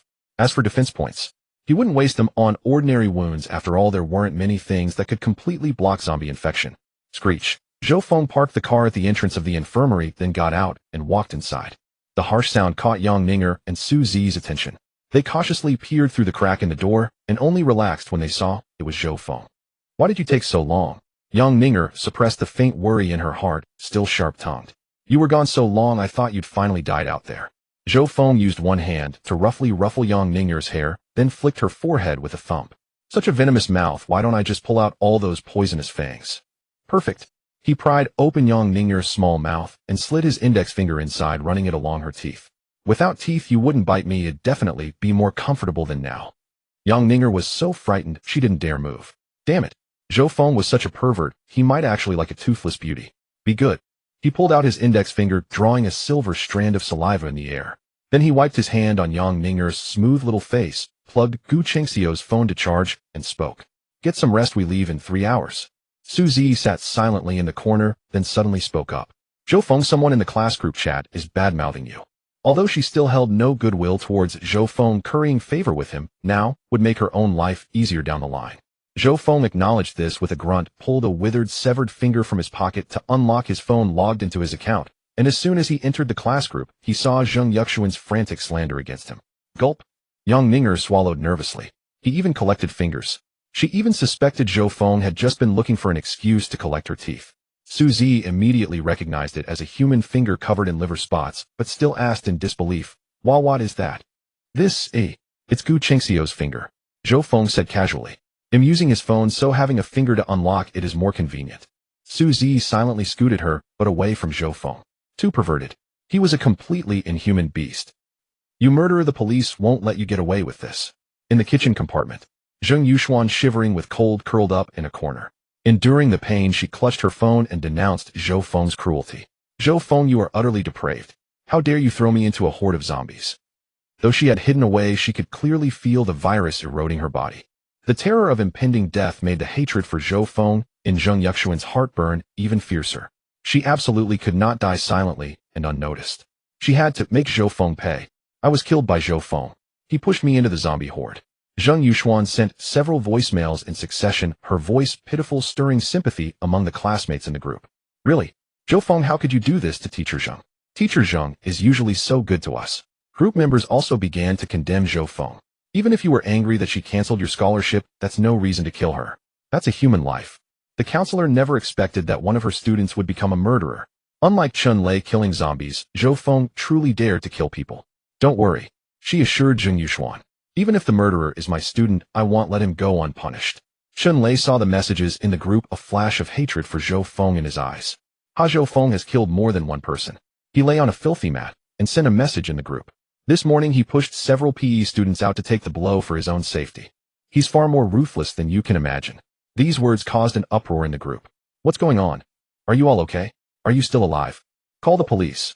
Zhou Feng must face the law. Chun Lei forced himself to send a voice message despite the pain, but anyone could tell he was injured. Lu Hao is dead. A few students from other classes are dead too, even I. He choked up suddenly, unable to continue. It's all my fault. If I were stronger, they wouldn't have died so quickly. How is that your fault? It's all Zhou Feng's fault. Everyone comforted Chun Lei. Lin Xiao, not to be outdone, complained bitterly in the group. I'm Zhou Feng's girlfriend, but when I begged him for help he blocked me, without hesitation. Yang Ninger craned her neck to peek at Zhou Feng's phone, fuming with anxiety as she sat by. Aren't you going to explain? Are you just going to let them curse you like that? Explain what? Zhou Feng was enjoying the show, looking up with confusion. They're just stating what I did. Having endured a year of blood and gunpowder smoke, these few condemnations weren't even an attack to Zhou Feng.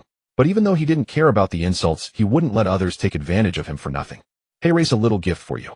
A malicious grin curled on Zhou Feng's lips as he directly forwarded several gigabytes worth of videos to the group. Zhou Feng, what are you doing? The classmates saw the torrent of explicit videos flooding the chat and forgot all about cursing him. The counselor clicked on one, her eyes widening in shock before she blushed and shut it off.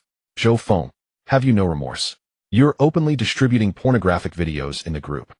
The students who initially had no interest in the video posted by Zhou Feng found their fingers involuntarily clicking on it after the advisor's remark. After watching for a few seconds, they couldn't help but exclaim, "What a masterpiece, wait a minute." A student suddenly noticed a crucial detail. Excitedly, he took a screenshot and asked in the group chat, "Are these two people in the video teacher Zheng and Lin Xiao? And this man? Holy crap. This man is actually Gu Chenxiao." The moment they recognized the protagonist of the film, each student was thrown into a daze. So explosive. Some videos even have multiple men. The rich sure know how to have fun. I always wondered why we never saw teacher Zheng's rich boyfriend. Turns out it was Gu Chenxiao. A teacher-student relationship. How thrilling. But isn't the most explosive part that Zhou Feng posted this video? Lin Xiao is his girlfriend, isn't she? Someone posed the ultimate question, and everyone suddenly understood. No wonder Zhou Feng didn't go to save Lin Xiao. If my girlfriend cheated on me, I'd want to kill her. Don't watch. No one is allowed to watch. Zheng Yuxuan was nearly driven mad with rage seeing these videos exposed to the public. If any of you keep watching, I'll gouge out your eyes. In a dilapidated small warehouse somewhere on campus. Damn it. Chun Lei shoved his phone in front of Lin Xiao, his fury like that of a lion. You slut, you dare to tell me you only had Zhou Feng before. You made me your fall guy, eh? He yanked Lin Xiao by the collar, pulling her towards him as spittle flew from his mouth. You've been passed around, yet you still pretend to be pure in front of me. You're something else. No, it's not. Lin Xiao sobbed, pitifully shaking her head in denial. These are all fake. With how advanced AI technology is now, how could I be the person in those videos? Do you really take me for a fool, eh? Chun Lei stared at the face before him, his eyes nearly splitting with rage. What he thought was a celestial moon was in reality a whore accessible to all. A gold digger, huh? Bang. You tricked me into being your fall guy, huh? Bang. Chun Lei, his eyes red, punched Lin Xiao repeatedly, venting his fury. I know you love this kind of life. Don't worry, you'll never run out of men by your side. No. Lin Xiao trembled in pain, pleading, since you could accept Zhou Feng, why can't you accept that I had a few more men before? Brother Chin, I truly know I was wrong. I swear from now on you'll be my only man. Bang, bang, bang. After posting the video, Zhou Feng turned off his phone. He didn't care in the slightest about the shock his actions had caused. 3 hours passed quickly. Let's go. Zhou Feng packed his fully charged phone and beckoned to Yang Ninger and Su Zi. We'll first get some fuel canisters from the gas station, then head straight towards Mabe City. A few newly gathered zombies outside the door contributed a handful of points to Zhou Feng's meager balance. The three got into the car and drove toward the nearest gas station from the school. Zhou Feng deliberately chose sparsely populated side roads, encountering few zombies. Even those attracted by the roar of the sports car couldn't catch up. The scenery rapidly receded. The only constant was the blood-stained road beneath their tires. Vroom. The sports car screeched to a halt in front of the gas station. Zhou Feng stepped out of the car, deftly picked up the fuel nozzle, and aimed it at the tank. Just as he was about to start refueling, he suddenly sensed something amiss. Several discarded zombie corpses lay in the nearby underbrush, indicating the area had already been claimed. The fact that no one had appeared meant either they wanted to avoid strangers, or they harbored malicious intentions and were lying in ambush. Yang Ninger and Su Zi got out of the car ready to help. There should be fuel canisters in the gas station convenience store. Z and I will go get them. Wait. Zhou Feng stopped them. We don't know what's inside. Don't go in. In the past, he would have welcomed someone scouting ahead, but Yang Ninger and Su Zi were now his people, and he couldn't treat them as expendable bait. Inside the gas station, 5 burly men in blue-striped prison uniforms, their faces full of menace, hid behind the door, observing the outside. They breathed a sigh of relief upon seeing Zhou Feng. Not the cops. Yo, this rich kid's got 2 chicks with him. A scar-faced man with a fierce look sat arrogantly on a chair polishing a tang sword. The cops are too busy saving their own skins to come after us. Brother Scar's right. We're just too timid. The skinny guy nodded in agreement, then looked at the bald man still glued to the doorframe. What are you looking at? The bald man's eyes were fixed on Yang Ninger and Su Zi. He swallowed hard, leering. I haven't seen such pretty girls since I got locked up. Brother Scar, want to make a move? The skinny guy followed the bald man's gaze, and his eyes bulged. Holy mother. Those 2 girls by that kid are real lookers. There's only 3 of them. How about? The skinny guy and the bald man exchanged glances, leering in unison. I haven't seen such beauties in over a decade. Let's make it quick. If they get back in the car, it'll be hard to catch them. All right. Brother Scar picked up the gleaming Tang sword and led the 5 of them out. Haha, perfect for giving the boys a treat. Why can't we go in? Young Ninger glanced suspiciously at the half-open door, but if there were zombies inside, wouldn't they have come out by now? Before she finished speaking, the gas station door was kicked open violently. Several menacing men brandishing clubs and machetes strode out aggressively. They're death row inmates. Young Ninger gasped softly, staring in shock at the striped prison uniforms that marked them as condemned criminals. Zhou Feng's gaze swept over them, finally settling on the scar-faced man, or more precisely on the gleaming Tang sword in his hand. Su Zi's voice trembled. What do you want? Ha ha ha. The group seemed amused by her naivety. Little beauty, we're here for a good time, what else? Brother Scar sneered. Enough talk. Kill the man, tie up the women. Move it. He spoke as if Zhou Feng was beneath his notice. You got it. The skinny guy raised his machete and charged straight at Zhou Feng. Just wait while I bag these 2 for you, boss. The other 4 followed suit. As the machete swung towards him, Zhou Feng swiftly drew his boning knife and aimed for the skinny guy's neck. The skinny guy froze, then burst into laughter. Oh, that's hilarious. I stopped playing with such little toy knives in middle school. Squelch. The blade sank deep into the skinny guy's throat. The thin man's movements froze. How is this possible? A flicker of disbelief flashed in his eyes as he clearly felt his life slipping away. Thin man. The bald man, seeing his comrade's state, instantly had reddened eyes. Zhou Feng swiftly withdrew the boning knife. The thin man in agony watched helplessly as his blood gushed out uncontrollably, his expression gradually fading as he collapsed to the ground. Thud. A cloud of dust rose. The air fell into a dead silence. Scarface stared wide-eyed at the boning knife in Zhou Feng's hand, utterly incredulous. Could this seemingly ordinary knife actually be a hidden weapon? Thin man.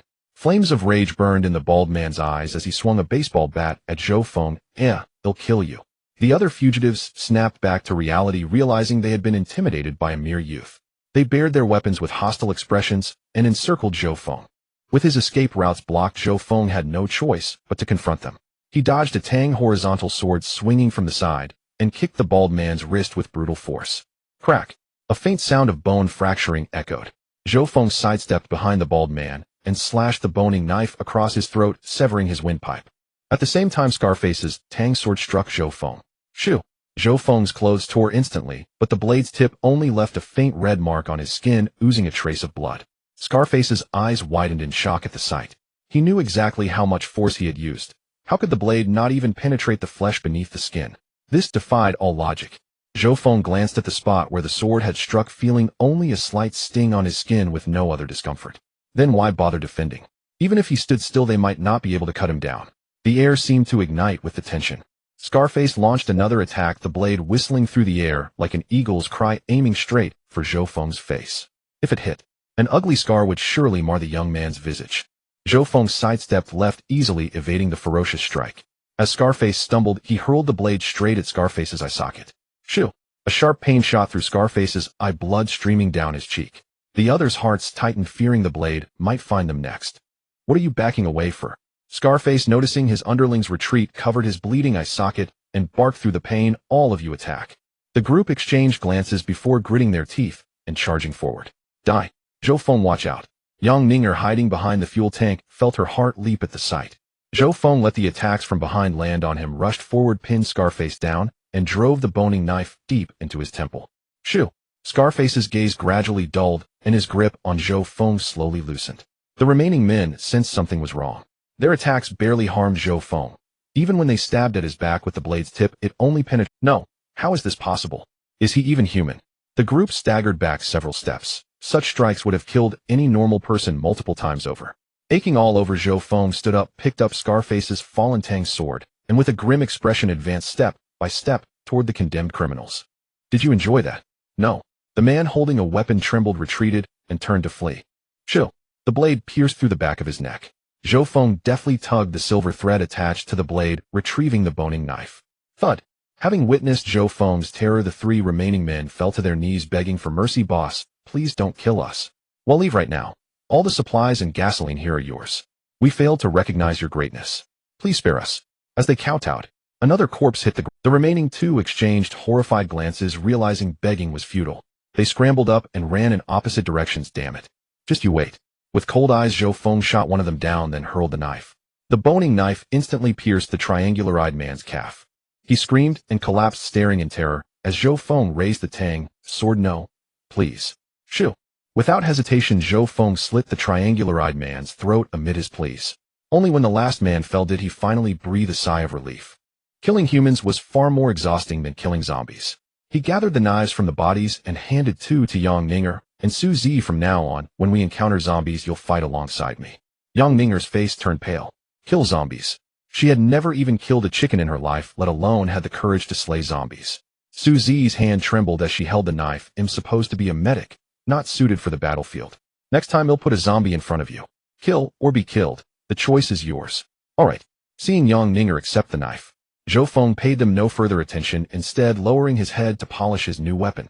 When the Tang sword was drawn, its cold gleam was dazzling, the blade long, icy to the touch, and with a satisfying heft that reminded him of the long blade from his past life. What a treasure! Zhou Feng unhesitatingly used the 10 points he had saved to apply, range 3, to the Tang sword. As the sky darkened, the trio decided to rest for the night before leaving. Zhou Feng led the two women to fill the car with gasoline and placed 2 small fuel cans in the trunk. To prevent the corpses from attracting zombies, they moved the bodies farther away. Back at the gas station, the two women collapsed from exhaustion. So tired, Yang Ninger stuck out her tongue, feeling as if her soul had left her body. Suzy was no better, but instead of resting immediately, she patted the spot beside her and invited Zhou Feng to sit. You must be badly injured. Come here, let me apply some anti-inflammatory and hemostatic medicine. Though Zhou Feng didn't complain, how could such heavy sword strikes leave him unscathed? Zhou Feng swiftly removed his shirt, revealing a back covered in bruises and a few wounds with slightly everted flesh, a sight that made Yang Ninger's eyes sting. He had been hurt protecting them. Suzy stood frozen, placing her fair, slender hand on Zhou Feng's firm, muscular back. She had seen the Tang sword strike him multiple times. Given the blade's sharpness, shouldn't the wounds be far worse? Seeing the shock on Suzy's face, Zhou Feng felt a playful urge. Since you know your duty as a personal medic tonight, you might as well warm my bed. Suzy snapped back to reality, her face flushing with anger and embarrassment. You pervert. Even injured, he couldn't behave. Zhou Feng raised an eyebrow. On a hot night like this, I can do without a blanket, but a pillow is essential. He patted Suzy's plump, firm thigh, even giving it a squeeze. Since there's a ready-made pillow, why should I suffer for the sake of propriety? Suzy's thigh quivered at the touch, and her face flushed crimson. Zhou Feng rested his head on her soft, fair leg, casually wrapping his arms around her slender waist, letting out a contented sigh. A pillow really does make it more comfortable. Suzy sat rigidly, not daring to move. His tousled hair tickled her lower abdomen, and his warm breath against her inner thigh felt slightly itchy. Beep, beep. In his slumber, a beam of intense light struck the gas station window. Zhou Feng furrowed his brows and opened his eyes. Someone's here. Suzy let out a soft moan as she awoke, her legs nearly numb from the pressure. What's going on? Outside the gas station, the front door of the school bus swung open, and a male high school student stepped out. Why did the bus stop? A girl with a petulant look stuck her head out the window. We're not going to stay here for the night, are we? I want to get home as soon as possible. The boy picked up the fuel nozzle and aimed it at the bus tank, his tone steady.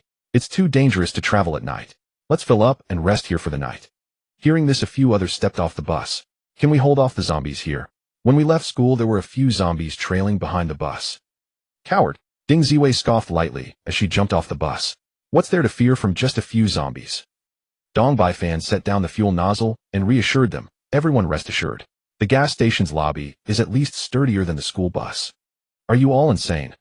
Finally, a short, bespectacled boy stepped off, staring incredulously at his classmates.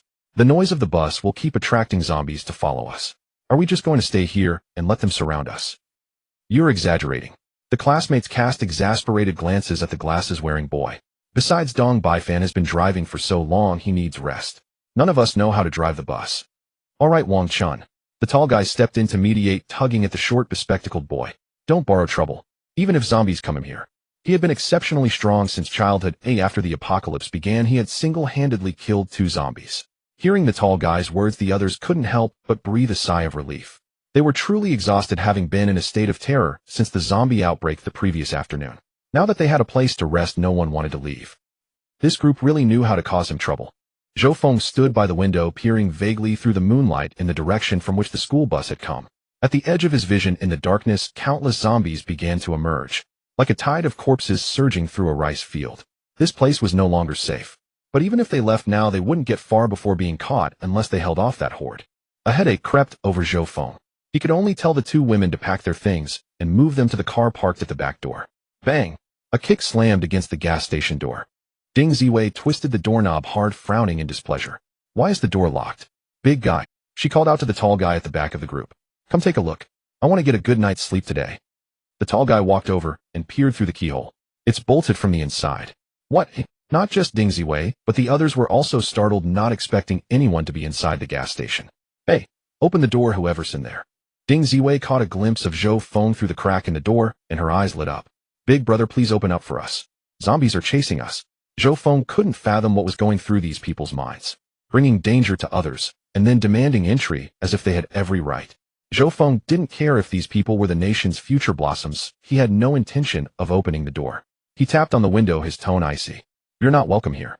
All of you get lost. Ding Ziwei's eyes widened in disbelief, her voice sharp. Big brother, how can you be so heartless? It's really dangerous for us out here. Wang Chun pushed up his glasses and stepped forward to hold Ding Ziwei back. Since he won't open the door, we should get back on the bus and leave. Any later, and the zombies will catch up. It was one thing for Ding Ziwei to act spoiled in class, but no one out here was going to indulge her. He was genuinely afraid that if they kept pressing, the man inside would come out and beat them up. What's there to fear? The tall guy slammed his fist against the window. I'm warning you. Open the door now, or when the zombies come, none of us will be better off. Roar, roar. The zombies' growls grew clearer, finally instilling fear in these bold students. It seems like there are way more zombies following us than we thought. Brother, please open the door. Just let us hide in there first. Everyone move aside. The tall guy charged forward with a menacing air, ready to kick the door down, shaking off those who tried to stop him. I'm going to break this door open today. Su Zi looked troubled. Maybe we should just open the door for them. Yeah, Yang Ninger nodded in agreement. They'll break in eventually anyway. Wouldn't it be better to let them in willingly rather than have the door and windows damaged? Zhou Feng didn't care whether the door was intact or not. His only thought was to escape, to run as far away as possible. But they weren't far enough from the zombies, and they would soon be caught. The only way to survive now was an explosion, using the gas station's fuel to kill most of the zombies. You two come with me in a moment. Though confused, the two women nodded. All right, a bunch of idiots. Wang Chun shot the others a look of utter frustration, then grabbed Dong Baifan and pulled him toward the bus. Don't be foolish with them. Come drive for me. The remaining few hesitated, unsure whom to follow. Ding Ziwei was also starting to waver. She had wanted to get home early anyway. Now that the driver was back on the bus, what was she still doing here? But just as they were about to leave, the locked door suddenly swung open. Their eyes lit up, and they immediately shoved their way inside. Get in. There are so many zombies outside. Finally, we're safe. You know what's good for you? The tall guy shot Zhou Feng a sideways glance and cracked his knuckles in a show of intimidation. Zhou Feng ignored the students and led the two women to the fueling area. Why are they going out? Are they trying to die? Have they lost their minds?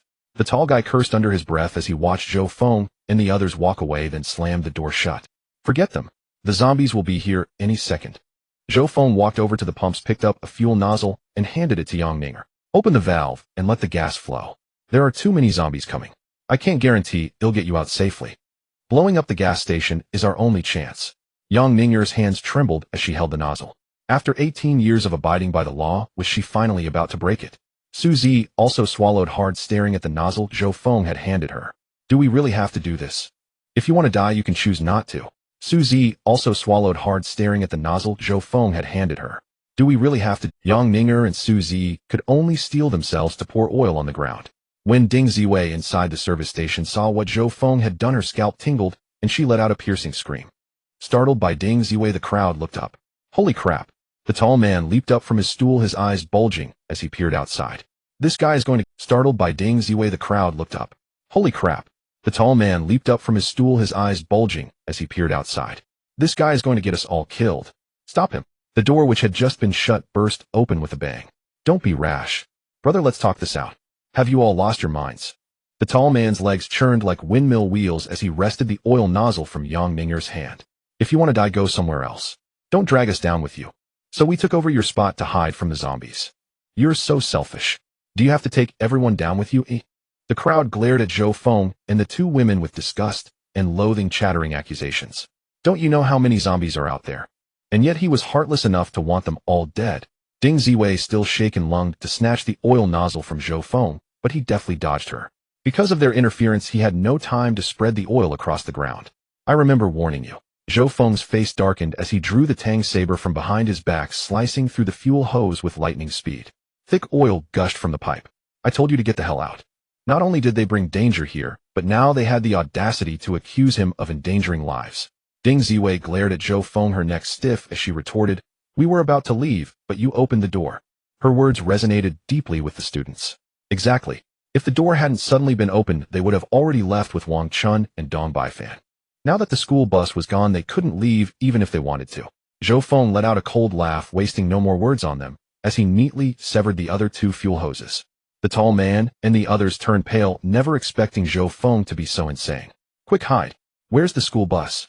On the school bus, Dong Baifan kept glancing back uneasily. "Wang Chun, why does my heart feel so restless?"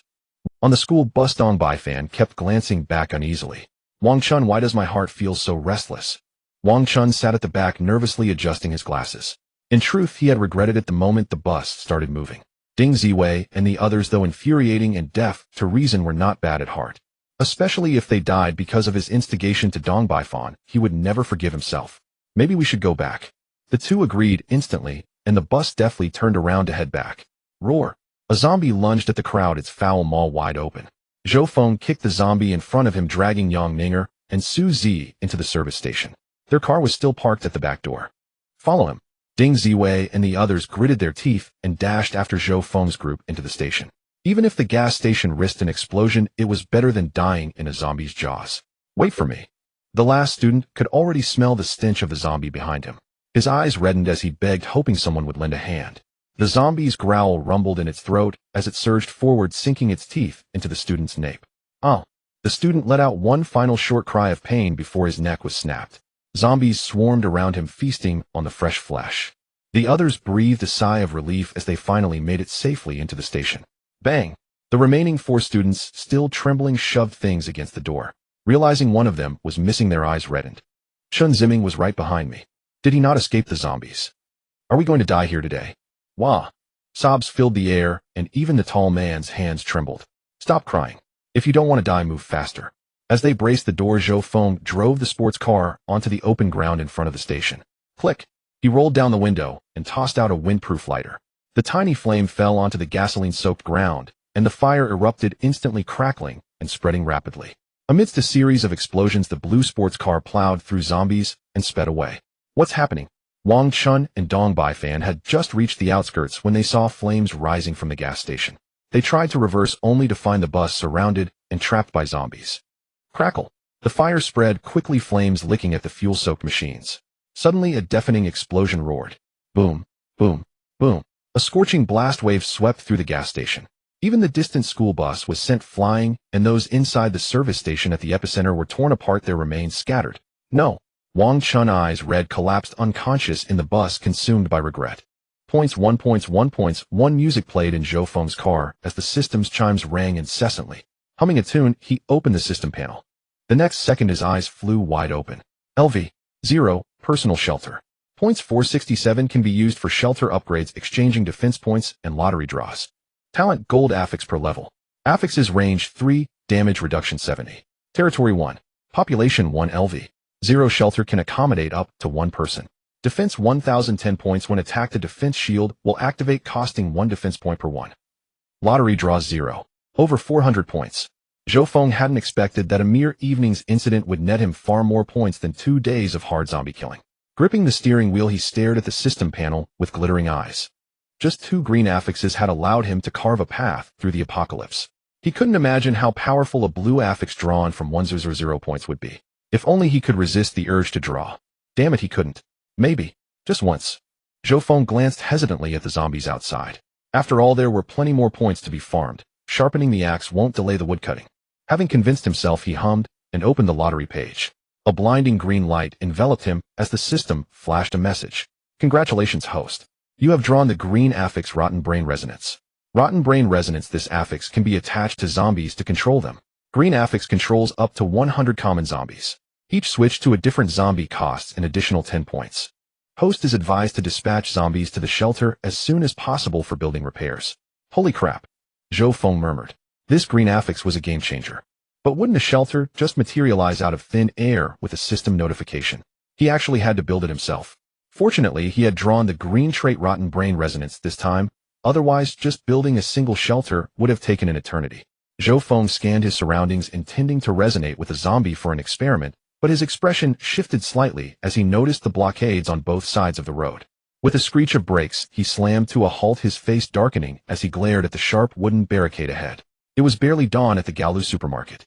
A construction worker in a safety helmet was peering at the surroundings from the second floor, using a toy. The zombies in the Eastern District are still surrounding the residential buildings. The ones in the Western District are wandering back this way. I need to tell Brother Gu to get ready. Suddenly the man's eyes lit up as he looked towards the eastern crossroads. Wow, isn't that an NSJ supercar worth hundreds of millions? Given its speed, it's definitely been modified. He swallowed his saliva in greed and immediately ran downstairs. Foreman, boss, we're rich. Before the helmeted worker could explain, Gaddafi gave him a sharp rap on his helmet. I told you not to be so jumpy. What do you mean we're rich? A super luxury car is heading our way. The helmeted worker excitedly gestured to Gaddafi about the blue supercar he had seen. We just need to set up a roadblock. Once the person inside gets out, the car will be ours, won't it? Another sharp rap landed on his head. Gaddafi looked at the helmeted worker incredulously, his expression screaming, "Are you stupid? It's the apocalypse. What do you need a luxury car for? If you really want one, go grab one from a dealership later." The helmeted worker pouted. Foreman, but this car is really different. Go on then. Gaddafi crossed his arms, waiting to hear how his underling would spin this. The helmeted worker recalled the scene he had seen through the telescope. That car is fast and can plow through zombies. It must have cost a fortune to modify. If Brother Chin drives this car out, his safety level will go up a notch. Gaddafi's eyes began to gleam as he was clearly swayed. Call the brothers. Set up the roadblocks. Even if he didn't give the car to Chin Air, it would be safe for his own use. Sure thing. The helmeted worker grinned and was about to call the others when Gaddafi stopped him. Gaddafi looked outside, a flicker of ruthlessness in his eyes. Set up roadblocks on the escape paths on both sides too. If the owner of the car dares to resist, kill him. Kill someone. They were just ordinary construction workers. When the zombie outbreak happened, they were still working under the scorching, nearly 40 degrees Celsius heat. The helmeted worker's face showed terror. He didn't dare to kill anyone. These capitalists who exploit. Gaddafi let out a scornful laugh, his eyes reddening with an unhealthy fervor. They bought luxury cars with our blood and sweat. If they don't cooperate, what's the harm in killing them? The helmeted worker, recalling the times wages weren't paid, hardened his heart with trembling hands. Foreman, you're right. They'll go do it. In the past, these people could thrive with their money. But now with zombies rampant, no one would sell their lives for capitalists anymore. He quickly agreed and called a dozen brothers to set up the roadblocks, leaving only one route open leading to the small supermarket. A screech of brakes tore through the air. The ear-splitting sound of braking was almost painful. Zhou Feng's face darkened as he stared at the roadblock ahead, his desire to kill reaching its peak. Were these people foolish or clever? The roadblocks on the sides were set too short. By the time someone realized something was wrong and tried to leave, it would be too late. One wrong move, and the car would be wrecked and lives lost. Even if he stopped in time, the noise would attract. Over a dozen men ambushed from both sides, their lean bodies brimming with strength, brandishing cleavers and various weapons. You in the car? Get out now. Gaddafi, standing at the front, barked arrogantly, his eyes fixed on Zhou Feng in the driver's seat. Zhou Feng opened the car door and stepped out expressionlessly. He glanced at the supermarket standing by the street and raised an eyebrow. I assume you all aren't short on supplies. The helmeted worker stepped forward to caress the sports car, his eyes gleaming with excitement. Wow, how many lifetimes would it take to afford a car like this? Hearing his boss cough behind him, the helmeted worker reluctantly pulled his hand away from the car. You're right, little brother. Gaddafi snorted coldly, tapping the car's hood.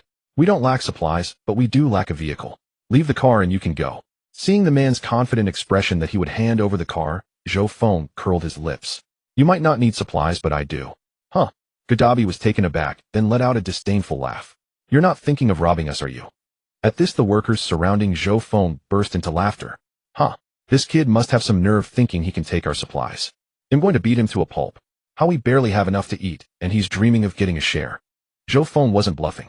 His car's supplies were running low and his clothes had been slashed into rags by that group of fugitives. He desperately needed a change of clean clothes. The helmeted worker sneered at Zhou Feng, but his gaze caught a glimpse of two beautiful women through the car window. His eyes lit up as he changed his mind. Wait, now we want not just the car, but also the two people inside. Gaddafi and the others, intrigued by the worker's words, craned their necks to look inside. Damn, this guy's got luck with women. Puff, just two gold diggers who threw themselves at a rich kid. Haha, the apocalypse is a good thing. Money is useless now. Those two chicks belong to the boss. Gaddafi was extremely pleased with what he heard. He spoke to the two women in a patronizing tone. Little girls, why go after wealthy playboys? Why not stay and take care of us brothers? We have a whole supermarket full of supplies. Well, make sure you live the high life. Yang Ninger and Su Zi, disgusted by being harassed by men old enough to be their fathers, showed looks of revulsion. Su Zi even turned her face away, unwilling to look at them. Hey, you little. The helmeted worker rolled up his sleeves to step forward, but a friend tugged his arm. The boss hasn't spoken yet. Who do you think you are? Aren't they just two gold diggers? When the boss is done with them, they'll be ours anyway. Godabi bounced his cleaver in his hand and looked at Zhou Feng provocatively. Hear that, kid? The brothers are itching to have some fun with those two. Zhou Feng's face grew darker. He drew the Tang horizontal saber strapped to his back. That won't happen. The car is mine, the women are mine, and even the supermarket behind you will be mine. Zhou Feng's face grew darker. He drew the Tang horizontal saber strapped to his back. That won't happen. The car is mine, the women are mine, and even the supermarket behind. Godabi scoffed at Zhou Feng's arrogant words. They had men and weapons. Did he really think one man could take on over a dozen of them? What a delusion. The Tang saber was drawn from its scabbard, a flash of cold light appearing as a silver line sliced through the air. With a sharp whoosh, crimson threads burst forth beneath the silver line. Even though Godabi reacted swiftly and dodged to the side, a wound deep enough to reveal bone appeared on his arm. As the blade sliced through flesh, an unstoppable sharp aura surged toward the ground, instantly creating a crack in the cement floor. Cold sweat trickled down Godabi's back as he stared at Zhou Feng in shock. You? His strength is just too immense. A flicker of retreat crossed his mind, but then he saw the expectant gazes of his underlings behind him. All of you attack. Even Godabi hadn't discerned the true cause of the crack on the floor, let alone the workers behind him. They simply assumed Zhou Feng had used his blade to damage the ground. Hearing this, they charged forward with hot-headed fervor. Zhou Feng stepped forward, brandishing his blade, and swiftly carved several gashes into their bodies with a flurry of strikes. Ouch! It hurt so much. The workers writhed on the ground in agony. Seeing that they couldn't defeat this young man, Godabi shot a meaningful glance at the uninjured underlings in the crowd. This guy was a tough nut to crack. If they let it slide now, he might come for revenge later. So they had to take advantage of his smaller numbers and wear him down, even if it meant a war of attrition. A rustle sounded behind him. By the time Zhou Feng sensed the air being rent, it was too late to dodge. He swiftly activated his defense value, blocking the incoming broadsword with his protective barrier. Clang! A metallic ring echoed through the air. The underlings stumbled back from the recoil, staring up at Zhou Feng in astonishment. Boss, there's something wrong with him. What? Godabi asked in confusion. Before the underling could answer, Zhou Feng's Tang blade swept horizontally in the next instant, and a round head tumbled from the underling's neck. Splat! Blood rain drenched the clothes of the onlookers. The underlings who had been writhing on the ground fell silent, their eyes wide as they witnessed this horrifying scene. Help! Call the police. Murder! Zhou Feng flicked his Tang blade backward, and the blood droplets on its smooth edge vanished. He had no intention of letting it go. Since they dared to provoke him, they would have to face the consequences. Godabi's rationality, which had been clouded by luxury cars and beautiful women, instantly returned. Wait! He called out, his voice trembling to halt Zhou Feng's slaughter. Brother, you see you haven't suffered any loss, and we've already lost a man. How about I let you pass now? What are you thinking? Zhou Feng chuckled lightly. I told you I'm very short on supplies. Just as he was about to step forward, a gruff male voice suddenly rang out from beside the car. Freeze! The worker in the safety helmet swallowed nervously, one hand tugging at the long hair of Yang Ninger and Su Zi, while the other hand pressed a knife tightly against their fragile necks. Tears welled up in Yang Ninger's eyes from the pain. Zhou Feng. The safety helmet worker tightened his grip, his voice urgent. Don't move. If you want your little sweethearts to stay alive and unharmed, then stop right there. What do you want? Zhou Feng paused for a moment, then asked with keen interest. Put down your blade. The safety helmet worker's eyes flickered with greed as he looked at the weapon in Zhou Feng's hand. No. Throw it to me. This student, who looked like he couldn't tell his grains apart, had somehow managed to decapitate a man. It must be because of that excellent blade. Why just take his blade? Godabi, seeing the situation back under their control, felt his racing heart calm down. He sneered, this kid is prettier than a woman. Why not chop off his limbs and let the brothers have some fun? Haha. The underlings behind Godabi let out dry laughs. They had no such peculiar tastes, but humiliating this rich brat who had killed their comrade was something they didn't mind agreeing to. Zhou Feng ignored them, fixing a cold stare on the safety helmet worker. Are you sure you want the blade? He bounced the Tang blade in his hand, his tone strange. And if I give you the blade, what if you don't release them? Don't worry. The safety helmet worker puffed out his chest, his voice firm. I keep my word. Just throw the blade over, and he'll let them go. Seeing Zhou Feng ignore his insults, Godabi sneered to himself. Once that guy was unarmed, he would personally teach him a proper lesson. Fine. Zhou Feng nodded with a smile. He gripped the weapon tightly, and hurled it with force toward the safety helmet worker. The tang blade pierced through the air like a javelin through tofu, embedding itself squarely in the center of the man's throat. Splat. Ugh. The safety helmet worker's eyes bulged. He instinctively raised his hands to clutch at the blade that had torn through his neck, then fell backward, gasping his last breath. Little brother.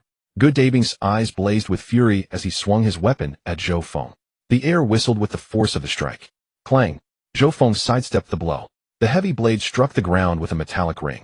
Good Dabing was pulled off balance by the momentum, but Zhou Feng seized the opportunity, locking his arm around the man's neck and forcing him down, then landing a heavy punch to his abdomen. Thump, thump, thump. Barehanded Zhou Feng delivered blow after blow, pummeling the men until they were helpless. It wasn't that they were weak. Anyone facing a monster who felt no pain and feared no injury would hesitate, wary of being forced into a one-for-one trade. Soon the ground was filled with cries of agony. Hiss. It was only after he stopped that Zhou Feng felt the pain washing over him, as if had been run over by a cart. Here. Yang Ninger obediently picked up the tang blade from the ground and handed it to Zhou Feng. Her compliance was a world away from the person she had been when they first met. In her heart she felt guilty. It was because they were both too weak that Zhou Feng had been so badly injured. Swoosh. Zhou Feng dragged his blade, walking with a smile toward the men lying on the ground. Oh, taking a nap. No. Please don't kill me. Good Dabing begged hoarsely. If not for the several broken bones in his body, he would have cowed out. We failed to recognize your greatness. Please be magnanimous and spare us. We didn't mean to take you. One man wept bitterly, shifting all the blame onto the dead safety helmet worker. It was all his idea to hijack your car. He's already dead, so how about? Splat. Zhou Feng had no patience for their pleas. He simply stabbed each one. When he reached the last man, the man looked at Zhou Feng with a hint of threat. If you kill us when second brother returns, he won't let you get away with it. Ah, I'll die too if he comes. Zhou Feng sneered, then slashed his blade across the man's throat. He tilted his chin toward the supermarket nearby. Go pick out some suitable clothes, then find a room for me to apply medicine. Yang Ninger and Su Zi followed Zhou Feng into the supermarket. The selection of clothes was sparse, but they had the basic styles they needed. Apart from the plain aesthetics, both were satisfied. After all, having any clothes at all in the apocalypse was a blessing. What they didn't know was that out with the old, in with the new. Zhou Feng grabbed a few more pieces of clothing from the apparel section. With his 70 damage reduction, he felt oddly convinced that his clothes would end up shredded more often. Come here, let me apply the medicine. Su Zi pulled out the necessary ointments from her backpack and waved. Zhou Feng dragged 2 clean mattresses onto the floor, flopped down comfortably, and casually instructed Yang Ninger to give him a massage and feed him fruit. Seeing Zhou Feng's feeble, lazy state, Yang Ninger, still in her guilt-ridden phase, immediately scampered off to pick out some fruits. Oranges, strawberries. Oh, these grapes look so fresh. She twisted open a bottle of free mineral water and rinsed the fruit clean. Since they wouldn't be staying here long, she didn't mind using up supplies that weren't hers. Not that she'd waste them, but there was no need to be too frugal. Creak. Yang Ninger pushed open the door, carrying a platter of assorted fruits, only to see Su Zi tenderly and meticulously applying medicine to Zhou Feng. The red welts and blood streaks were a gruesome sight. All injuries he had sustained protecting them. Huff, huff. Su Zi's pale, slender fingers traced across Zhou Feng's back as she gently blew on the wounds. Does it hurt? Zhou Feng let out a stifled grunt. It wasn't exactly painful, but the cool breath tickling his back was maddeningly itchy. Besides, bruises like these needed a firm rub to heal quickly. With Su Zi's feather-light touch, how long would it take for him to recover? Did you even eat? You? Su Zi's lips twitched. If it weren't for the fact that he was injured because of them, would she be this gentle? He was utterly oblivious to his good fortune. Fuming, she pressed harder, kneading his bruises with a vengeance, as if determined to make the blood stasis vanish by morning. Ah, that's the spot. Zhou Feng let out a long sigh of relief and collapsed onto the mattress. Now that was more like it. Yang Ninger shoved fruit after fruit into his mouth with relentless determination. Open up. Eat. Though her movements were rough, she had even peeled the grapes and removed the seeds. Yang Ninger felt as if she had lost her mind. Why was she being so attentive to Zhou Feng? She had despised this pervert from the very start, yet now she found herself unconsciously worrying about his injuries. After rubbing until midnight, Su Zi finally finished applying the medicine. Just as she was about to climb into bed, Zhou Feng grabbed her and shoved her out the door. She stood there hugging her blanket, utterly bewildered. What was the meaning of this? Wasn't she supposed to warm his bed? Not anymore. Zhou Feng never shortchanged himself. Rather than endure a night with a contractual bedwarmer, he would rather go all out with Yang Ninger. So as soon as he was done, he kicked Su Zi out. Aunt. The girl lying on the bed had her hair splayed out, her face turned away, too shy to look at Zhou Feng. Only the tips of her crimson ears betrayed a flicker of anticipation. But Zhou Feng didn't pounce on her as she had expected. Instead, he tried something new. A sense of dread crept into Yang Ning'er's mind, and sure enough, the next moment, she felt a cold grape pressed against her. Cold. Her eyes, like pools of autumn water, pleaded with Zhou Feng. He casually prodded the plump grape, his smile seductive as he spoke. Let's have our little puppy guess how many grapes she can take. Outside the supermarket, the sound of a car parking was especially clear in the dead of night. The driver who got out tripped over a corpse at his feet. Cursing, he scrambled up. Outside the supermarket, the sound of a car parking was especially clear in the dead of night. The driver who got out tripped over a corpse at his feet. Cursing, he scrambled up and spat on the body. Outside the supermarket, the sound of a car parking was especially clear in the dead of night. The driver who got out tripped over a... Lao Si, since when did you become such a coward? Haha, scared shitless by a corpse. The others who got out of the car jeered. What are you, a woman? Hurry up and move. The driver pointed a trembling finger at the corpse on the ground, his voice hoarse and barely audible. Go. Boss. It's Boss Guess corpse. Qin Lao Air was wiping down his newly acquired weapon. Hearing the commotion outside, he got out impatiently and glared at the group. What's going on? Trying to attract the zombies. Foreman Go is dead. And Xiao Tiaozi, the others are dead too. The speaker's voice choked up. They had been chatting and boasting just that day, only to return at night and find their bodies. What? Qin Lao Air's eyes widened in shock as he stared grimly at the bodies of his brothers. His lips moved in disbelief, his molars grinding audibly. Who was it? He'll kill them.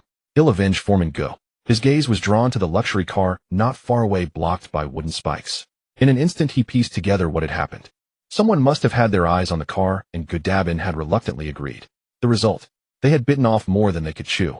A flicker of grief passed through his eyes, but it was quickly overshadowed by his vision for the future. Godabin had always acted like the boss, holding Qin Lao Air back from doing what he wanted. Now that Godabin had died at someone else's hands. Then, Qin Lao Air's eyes gleamed brighter. Who was more qualified to lead this team than himself? Though elated, he had to put on a show of grief. He looked at his brothers with deep sorrow. You two go make some noise and lure the zombies from the west over here. Be careful not to get hurt. The rest of you follow me. I found a clean house in the apartment complex across the street. The night was so still that even whispers could be heard by the zombies, let alone their earlier careless chatter. Soon a horde of zombies had gathered beneath the supermarket. Are you a dog or what? I'm so tired. Yang Ning'er pushed weakly at Zhou Feng's shoulder, but he just wouldn't let her. After another long while, the Bodhi water finally poured into the Red Lotus and the irrigation ceased. Yang Ning'er had passed out from exhaustion, still whimpering softly in her dreams. Suzy also fell into a deep sleep once the noise died down. What an uncouth pair of lovebirds. If it were her, she would never. As her consciousness drifted into slumber, fragmented thoughts flitted through her mind. Zhou Feng, brimming with energy, walked to the window and lit a cigarette. He watched with keen interest as the men below, like diligent ants, worked to lure the zombies. The first light of dawn filtered through the window, casting a glow on Yang Ning'er's skin, which was covered in marks. Downstairs, the area was now surrounded by layers of zombies. At a rough estimate, there were at least 300 to 400 of them.